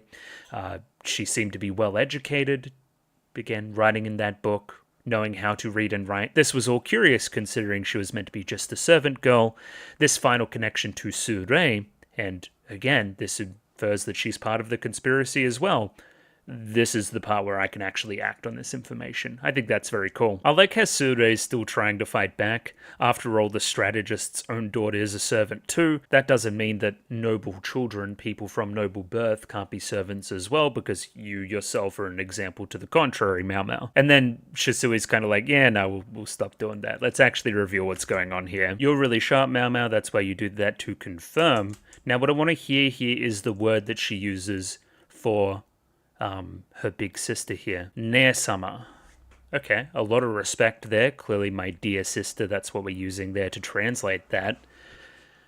You clearly hold her in high regard. You're willing and able to, grab a snake to help her calm down and whatnot. Again, I'm reading this adopted angle somehow. I don't know, again, how we're filling in the blanks there, but I think that there's again, you're my big sister in the same way that Lorman is my father. It's not by blood, but it's stronger than that almost. And yeah, a great moment of characterization here is the calling out of the name as being too straightforward. Well, nobody else noticed it. Again, it feels like sisterly bickering, right? You should have picked a better spy name when you were to infiltrate, right? Oh, but I wanted my name to be kind of similar to yours. Yeah. It's kind of fun. I really like it. So this was one in the background that I didn't even realize as well. There was a reason why kind of Shisui wanted to go to the baths. It wasn't just to make connections for Xiaolan. It was also because I knew that Sure was going to be there and I could kind of reconvene and figure out what's going on and put together a plan. That's also probably what's happening at that same point where Shisui fucks off somewhere else while we're talking with Lishu. She probably rendezvous with Sure there. For sure. Yeah, and there briefly, Mao Mao says, why did they take me out of the rear palace? Why am I a target here? They may be trying to get at Lacan. I think it's pretty obviously Jinchi. Mao Mao here also heavily implies that Shisui is somebody that she is not. Implies that she is Laolan. Again, I just want to confirm, could she actually be? And again, we get pretty concrete confirmation of that. Well, almost confirmation next episode. The pacing of the episode comes down here in quite a nice way. Just good, pacing stuff in general. Nice establishing shots of this village. It's clearly a location that we're going to be at for at least some time, so it's nice that we get a little bit of a genuine introduction there. Mao Mao here curiously spots one of the envoys. I wonder which one is the character that we should be focusing on in this scene. This would make sense considering I already kind of put these two characters in a kind of box together with Shisho. They are part of the conspiracy also as well. However, before we ponder that anymore, this stupid kid distracts us, and Mama wants to beat his ass, which, again, that's fair enough. As it turns out, this is also a member of the family. This is Shisui's brother. Another tick in the column of confirming certain things is that their family has a maid, so they come from a pretty important, rich family. I mean, yeah, again, it's just another, tipping of the scale towards thinking what I think. That maid said I would never see you two again. She was wrong. Yeah. Because the plan could go haywire. I don't know. They could get trapped in the rear palace. Yeah, weird. Like, this is all way too wholesome for these guys to just be the bad guys. Completely in tone. I guess in the show there never is really just bad guys. Unless they're like those like shoujo bully type characters that we see sometimes, they're pretty much the bad guys, but I don't know, they have a pretty genuine reason to feel the way that they do. But even then, the former emperor is pretty sympathetic as well. Maybe the fucking Empress Mother, that's like the main bad guy. I don't know, again, it's a weird tonal one, and one that I was grappling with when I was suspecting Shisui of being in on something. I'm like, no, but she's too likable. Even now Sure, who I was thinking was going to be a big bad, is already showing signs of likability as well, and a little bit of character, so goes to show that a little goes a long way. This is a really random connection. She sees some random bloke and associates this random bloke with these ladies as well, which is clearly the next step we're going next episode, I think. But good spot, Mao Mao. I didn't remember bro over here, or even if is it this guy or this guy? I don't even know. Sure here is also brilliant. She notices Mao Mao staring at that guy. Do you want to know why the special envoys are here? And then she doesn't really elaborate at all. Yeah, you know exactly what Mao Mao's thinking, which is very impressive. Again, even after everything's revealed, we still have Shisui here, goes off and grabs Mao Mao's hand and kind of leads her along, right? Like, look at this. We're still, like, buddies. That's kind of cool. Again, like, I don't know. You think, like, a big reveal happens around a character and their origins, right? And you think they turn on a dime and just change who they are. Nah, they're still friends. They still just like each other. Now, that is also a setup. Wheat, grain. We talk about it next episode with regards to the iron and regards to the favor, which connects this to Shisho. That's all a connection too, as well as our little lantern plants over here too. Very cool. Another really endearing scene here is Shisui keeping her brother in line. Like, again, he wants to be impressive for his big sister and whatnot. Look at all these things that I found. And but you didn't find them. Your maid found them. Again, potentially being in servitude for a little bit has changed your perspective. Again, maybe being next to Mao Mao and Shallan for a little bit, maybe that's changed something too. But again, you're trying to raise your brother the right way, which again it's endearing. Again, I can't see these characters as villainous. He's got a good side after all. I'll upgrade him from little shit to just brat. The final piece of information of the episode is learning the location of the secret passage and suspecting that Mao Mao left the Rear Palace. So she's not hiding somewhere here, she's elsewhere. At that same moment, this new eunuch that was the buzz of the town is also left as well. As well as that, there's no character called Shisui on any of the registers. Very, very cool. Now, I thought this Gyokyo lead into the next episode was kind of lame. It heavily implies that Gyokyo is in danger, but in reality, she's just gone into labor. Not that that isn't dangerous considering her circumstances, but I don't know. I feel like that's kind of bait. It's kind of a bait and switch that I don't enjoy. Anyway, it caused me to think that they were targeting babies type idea was happening, and I was like, oh, Lao Lan's... No, I was wrong. I was wrong there from my speculations. We're going to talk about this as well. The whole reason that Lumen was brought to the Rear Palace is because it was potentially going to be a C-section birth, but it wasn't. It's no longer a concern. It seems that everything's going fine and that Mao Mao's kind of herbal remedies work to treat. That's good news, but also looking backwards, it kind of takes away a lot of the tension from those earlier scenes whereby Mao Mao makes the decision to get Lumen in. I don't know how I feel about it. I don't know. Because again, looking backwards on the plot now, it's like that was wholly unnecessary getting him in here. However, it did work as a good excuse to have him here to help us get on the trail of finding Mao Mao. So I guess that kind of makes it cool. I don't know. I don't know how to feel about it. But it means when we see Gyokyo again, she's probably going to have a little baby with her, so that's nice. Can I talk about how pathetic the quack doctor is? You're of no help to anybody, despite you being a doctor. Just look after the cat and get out of our way.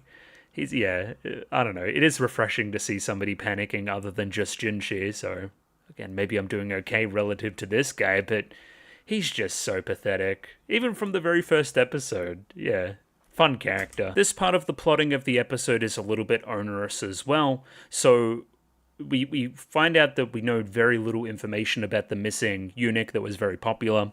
We know that his name was Tian and that nobody really knew who he was or where he came from. The only connection that we have and the only thing that he gave away during his time here was that he was praying at the shrine. Now, before knowing what we know, I would say that this is a pretty big slip up by Sure, that she would be seen praying here, and that could be a connection to her origins, blah, blah, blah, blah.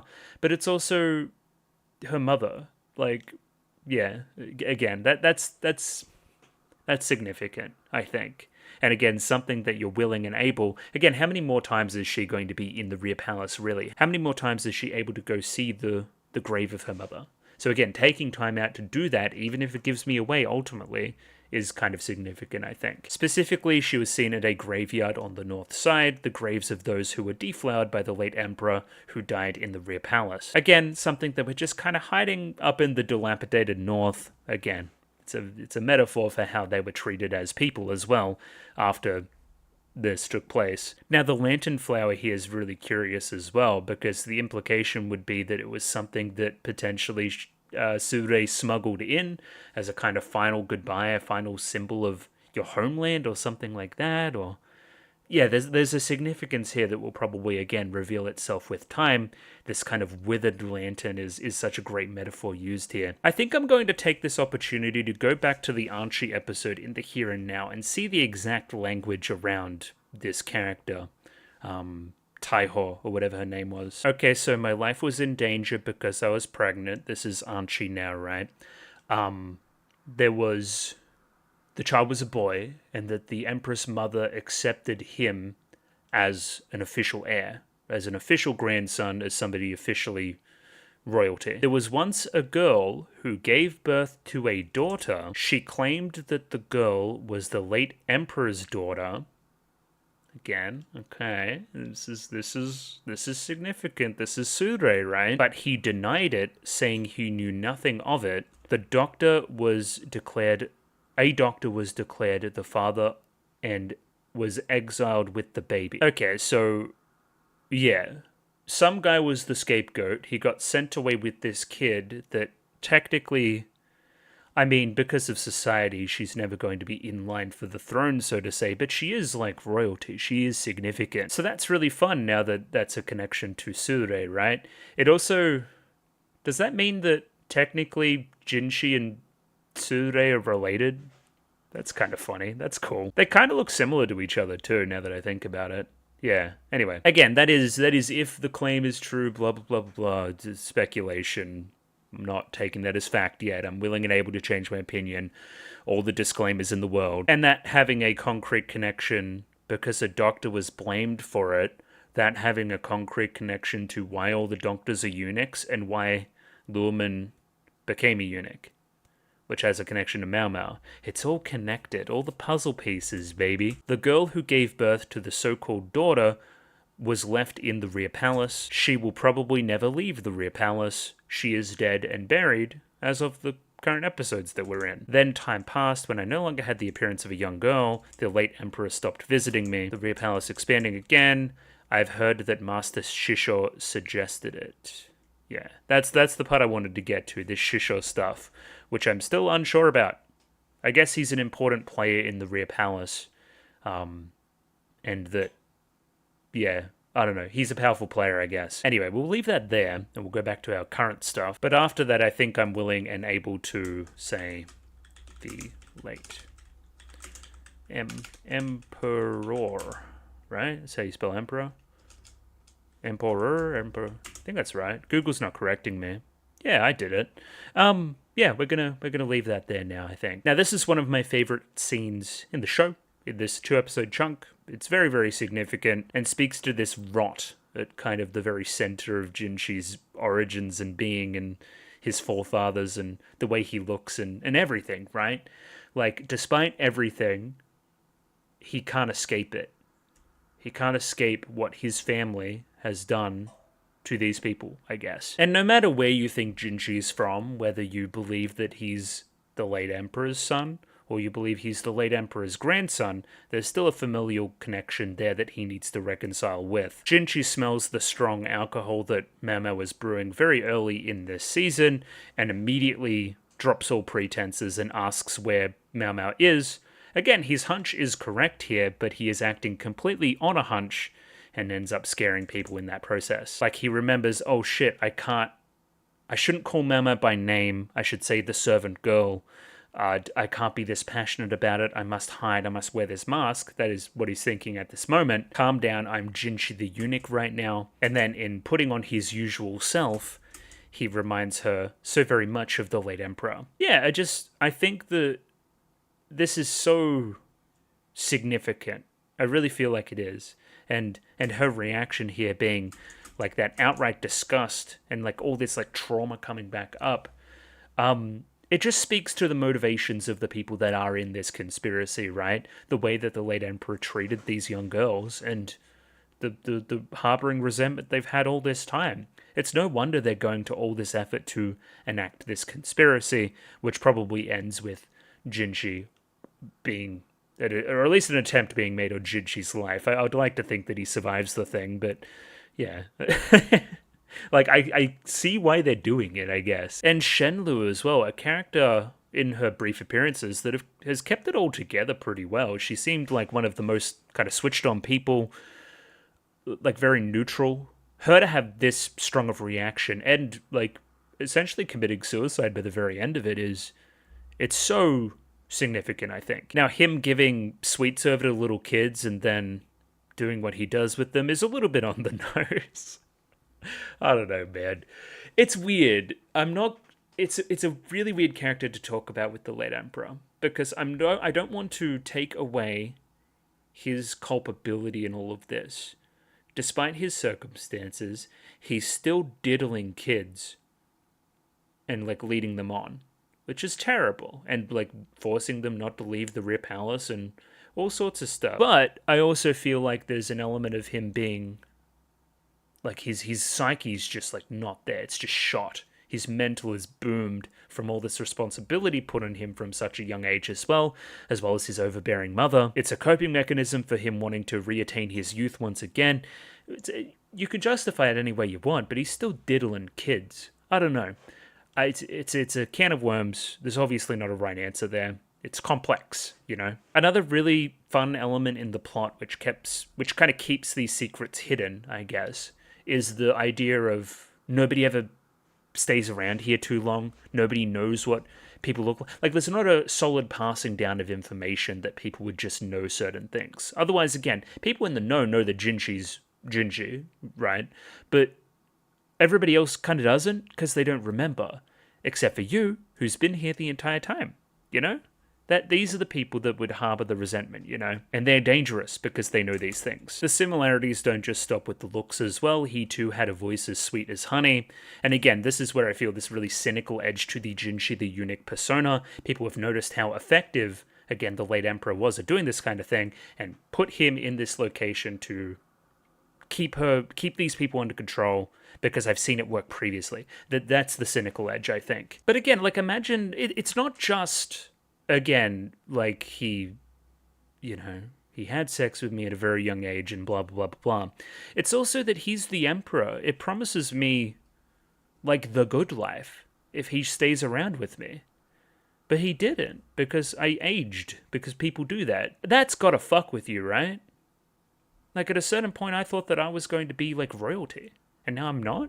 And seeing myself faced with that again at such an old age, like, it's a really, really good scene. I'd love to see somebody else break it down as well. And it's also revealed that she knows that Jinshi is who he is now based on this look.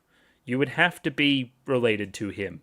Why is somebody of your status pretending to be a eunuch? It also confirms that if you know that, then other people will know that as well, that potentially are going to try to make attempts on your life. It seems like, again, I've talked about it before, there's layers to the secret. There's people that know Jinshi's real identity. Then I think the baby swap comes into it, and there's very, very, very few people that know Jinshi's real identity. And then Shenlu drinks some poison because, again, like, she's about to get found out. It's a confluence of everything. Like, at this moment, it's like cyanide pill, I'm a spy type areas, but it's also like depression too. There's an element of my life has no meaning now that I've accomplished my side of it, that I've did my part of the conspiracy, and I'm willing to let that go because now I know that the plan is in motion to get rid of you as well and to do whatever we want to do and get our revenge. It's all just very sad, I feel. But again, we need to keep her alive so that she can tell us some things. But at this moment, Jinshi is also shell-shocked and isn't, commanding and that kind of stuff. Gaoshin is like pleading with him. Again, fantastic scene. Yeah, I'm looking forward to the show unpacking the rest of this. She went pale when she saw me smile at her. Like, how are you going to reconcile the past, and the past of your face almost, and its use in the Rear Palace, with your future? Again, it's keen to see where that character kind of line goes with Jinshi. This is probably something I skipped over in the reaction as well. Jinshi, for a very long time, thought that he might have been an illegitimate child. Everyone's saying he's an illegitimate child because, again, he's obviously not a child of the Empress Dowager and the late Emperor because he doesn't like them like that. He doesn't like them old like that. So he must just be another child, from some little girl somewhere, right? Because where else would he get these looks, right? But he doesn't look like his brother, which is the Emperor. What's going on there? What gives? Now, the hidden secret connection here is Arduo, who looks a lot like Jinshi. Yeah, I feel like that's the secret hidden connection too. Because again, I still firmly believe the baby swapping stuff. Yeah, so that'll be a surprise to me if that's not the case. But listen, are we going to unpack, like, why the current emperor sought to date somebody that looked a lot like his dad? That's weird, no? Unpack that psychologically. Again, that stuff's still all up in the air too. I'm cracking jokes and stuff, but I'm willing and able to be wrong on all that stuff too. Wait, what is this? I begged my brother, the emperor, to let me take on a eunuch's identity and plant myself in the garden of women. All for what? Why did you do that? That's a big question. Okay, I didn't read that in the reaction at all. Yeah, so Jinshi's having like an existential crisis, but he needs to lock in because Mau Mau's still missing. It's time to investigate. And yeah, the lantern plant and the flowers. And taking those words of Mau Mau and Luhrmann here at this time, I shouldn't let myself get worked up. I only know what I know. Don't speculate. Don't work off hunches or rumors or nothing else. Using those words as a little bit of guidance here is quite significant too, and allows him to lock in on the investigation and the rest of the mystery. So this is the grave of Taiho. She was a woman that used to gather other women around and tell ghost stories. She's a former lady in waiting. What I'm confused about is Taiho the one that used to tell the stories or the one that tried to kill everybody? If again, that's just something I would like confirmed. I think that she's the one that died and then got replaced by the new one who then killed everybody. She's the previous one that did it every other time before we started killing people or trying to kill people. She was the lady in waiting of one of the concubines. So, this is a concubine from way back in the day, the feathered one, as we can see here, and the lady with the nail. Again, we will find and talk to in time, I swear. But then, she had a kid that's heavily implied to be a kid from the late emperor, and then was forced into exile.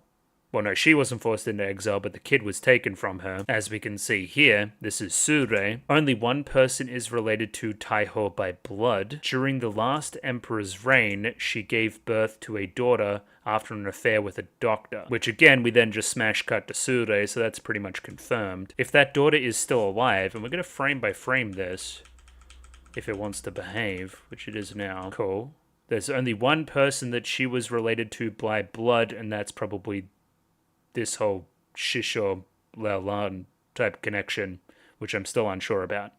Because then we smash cut and we show a lot of that Shisho Laolan stuff, which causes us to go and investigate, continuing to investigate, continuing to investigate, continuing to investigate, and then we just see Shisui as well, which pretty much confirms what I'm saying as well. Anyway.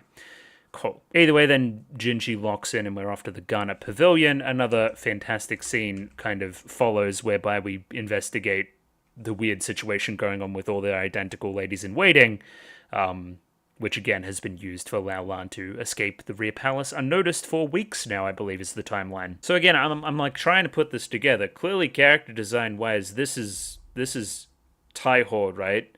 And then this would be fucking Shisho's wife, who was also a fucking consort at the time. It's not out of the question for a sister to be a lady in waiting of a consort, I guess. The concubine that Taiho served was later given to Shisho. She gave birth to a daughter. That daughter is the concubine Laolan, who is also Shisui. This is so confusing. I don't think I talk about this anymore, which was probably a mistake. Okay, so again, unnamed character that seems important is the mother of Laolan, who is also Shisui. And then over here you have Taiho, who is the mother of Surei. That would imply that, again, I'm thinking these two are sisters or something, or at least, again, the only blood connection they had, that's what Jinshi said before, that would imply that then Shisui and Surei would be cousins. I don't know what the big sister angle is. Maybe, again, it's an adoption type thing, considering Mum was trapped in the rear palace because of, the circumstances of the late emperor. So then maybe there's an adoption angle too. You become my big sister even though you're technically my cousin. Okay, so there is a family connection there that it kind of explains things. IMO. Again, it's all up in the air at the moment. We're going to get more confirmations when and if we meet this character. And again, now we're going to question Laolan to see if she knows where the doctor and the daughter went, because that would be the connection then between why our missing eunuch was looking at that specific grave. It's just a hunch. There's no way to know if there's even a connection, but still he's acting upon it. Wow. Kind of flip-flopping between only acting on the facts and running off of hunches. Again, he's playing in some Mau Mau type areas. And yeah, this scene's really quite effective. Jinshi immediately discovers that this is not actually Laolan because he's been secretly looking at them the entire time and suspicious of how similar all the ladies in waiting look. All of the makeup done the same way.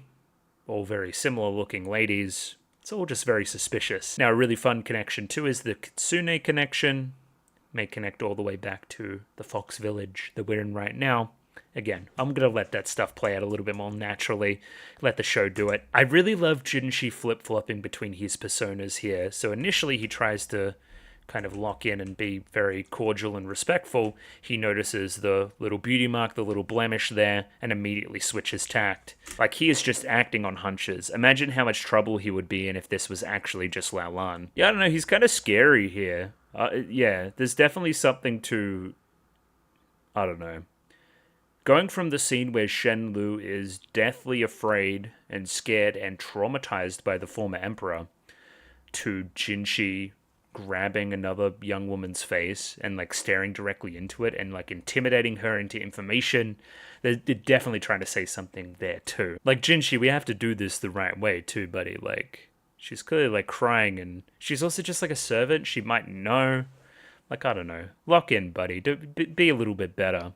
But again, it shows how passionate he is about Mao Mao and finding this information, the conspiracy, and whatever else. Really love the thematic makeup connection to all this stuff as well. Again, I've talked about its connection to Mao Mao. Yeah, it's fitting together. The whole thing. It's good. It's really, really good. From here, everybody's brought into questioning, and we learned that Lao Lan is missing. Hey, we probably should let all the women go as well and stop scaring them so much now that we know that she's probably just like not here and is already gone. However, I still feel that this is just the elaborate mousetrap to get Jinshi away from the rear palace as well, where we will again try to execute him, try to kill him. Assassination. I feel like that's the end game here, no? Like, and you're kind of falling for it. You're on the big fucking mousetrap, and the whole fucking Rube Goldberg machine is kind of falling into place where you're gonna get ensnared. That feels like what's going to happen. From here, again, Lao Lan seems to be in on the conspiracy. Shisho would be in on the conspiracy. We quickly here speculate how he feels about his daughter and using her as bait and potentially trapping her in the rear palace. Yeah, that's one we need to explore when we learn more about his character. Anyway, we end that scene with a lot of pondering rhetorical questions. I choose not to speculate on them in the here and now. Lacan. Lacan learns that Mao Mao's missing, information we were trying to suppress from him, to the point where he just goes like full anime crazy dad mode, smashing bottles, going crazy, yelling like Dragon Ball, running out unapologetically and smashing a gate. Look at this wide explosion that he has as he leaves and tries to rescue his daughter. I don't know, yeah, and again, this is when he starts to lock in on Shisho, and that's when we put in the connection where we're doing that scene with him and Aduo. Yeah, I think that this is about where it's landing in the timeline. And again, Jinshi fucking hates this because he doesn't like Lacan and he's annoying, and now he's going to be in doing this as well.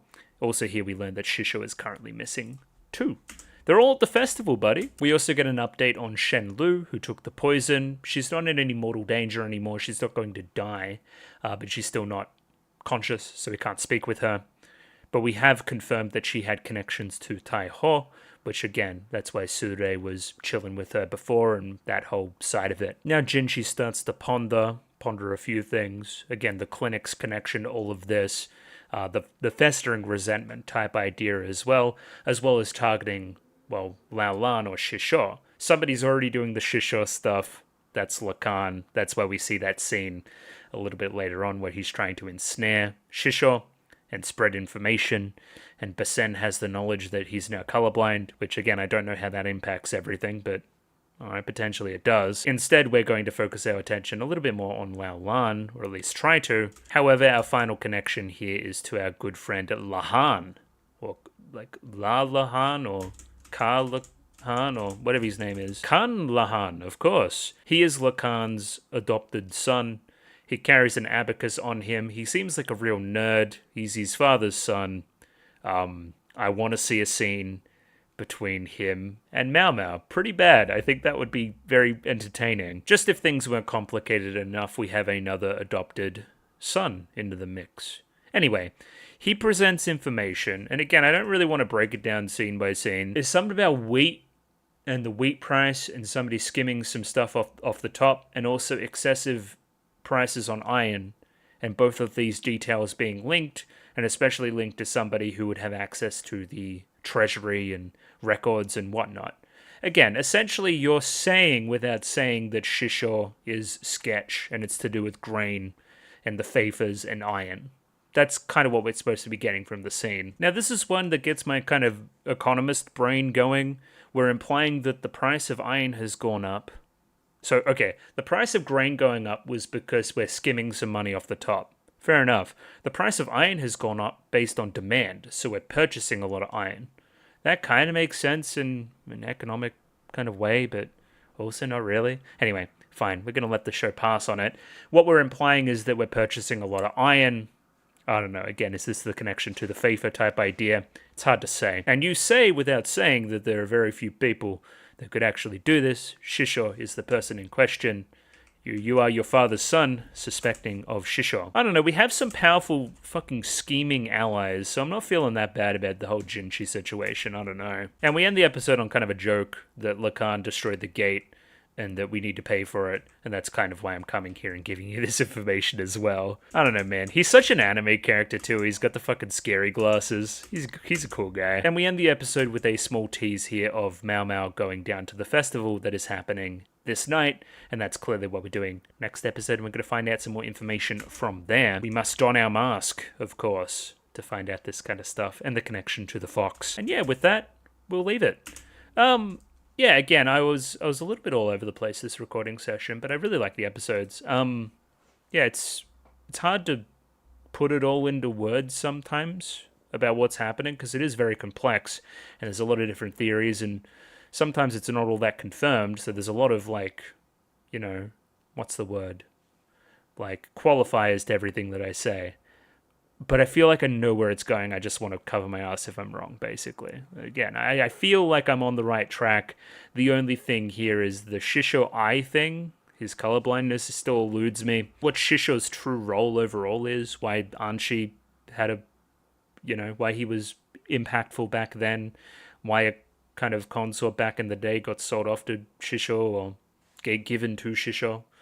That's weird to me. As well as the Shisui, Sure call each other sisters type idea, considering, again, I don't think that they would have shared parents. But adoption, as we've seen with our good friend Khan Lahan. But either way, next week job. For the here and now, 2 thumbs up. Show's really good, still, obviously. So yeah, I don't know. I'll see you guys next week. Thanks for watching. Patreon if you want to be 1 week ahead, and ciao.